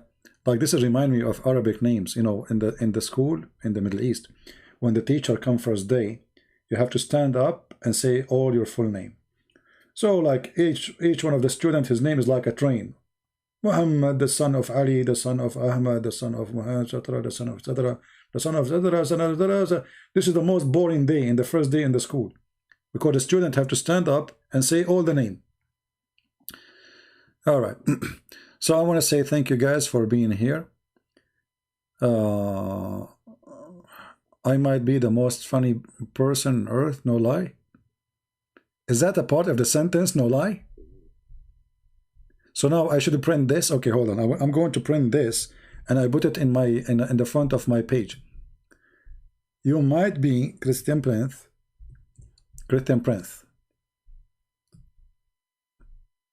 Okay, selfie. I'm going to use this as an advertising for our channel. That is serious.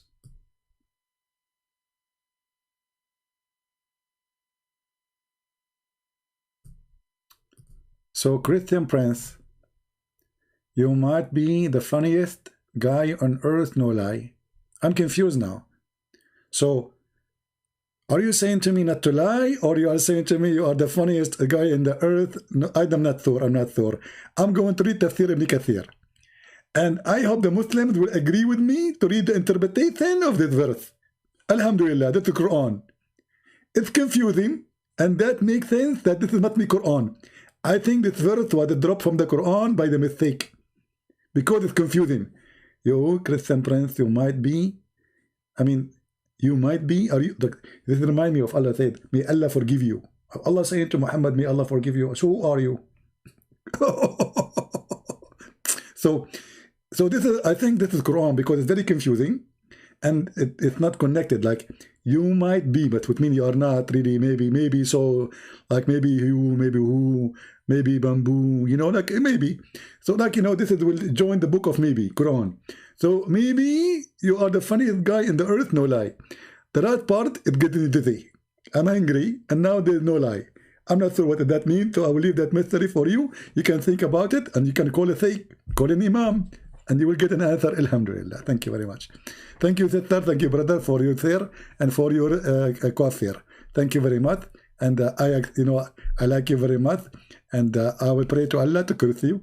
Because the curse of Allah will not make you to go to heaven, because in heaven you will be doing what? Boom, boom.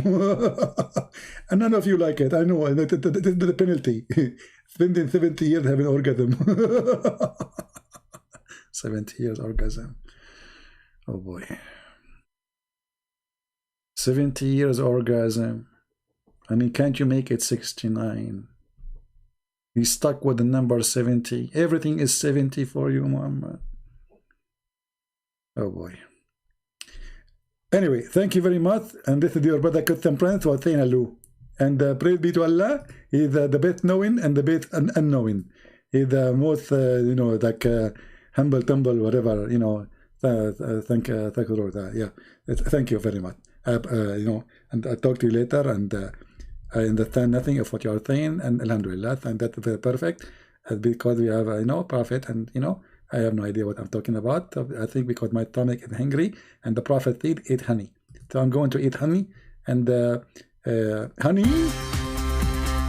honey is the food ready.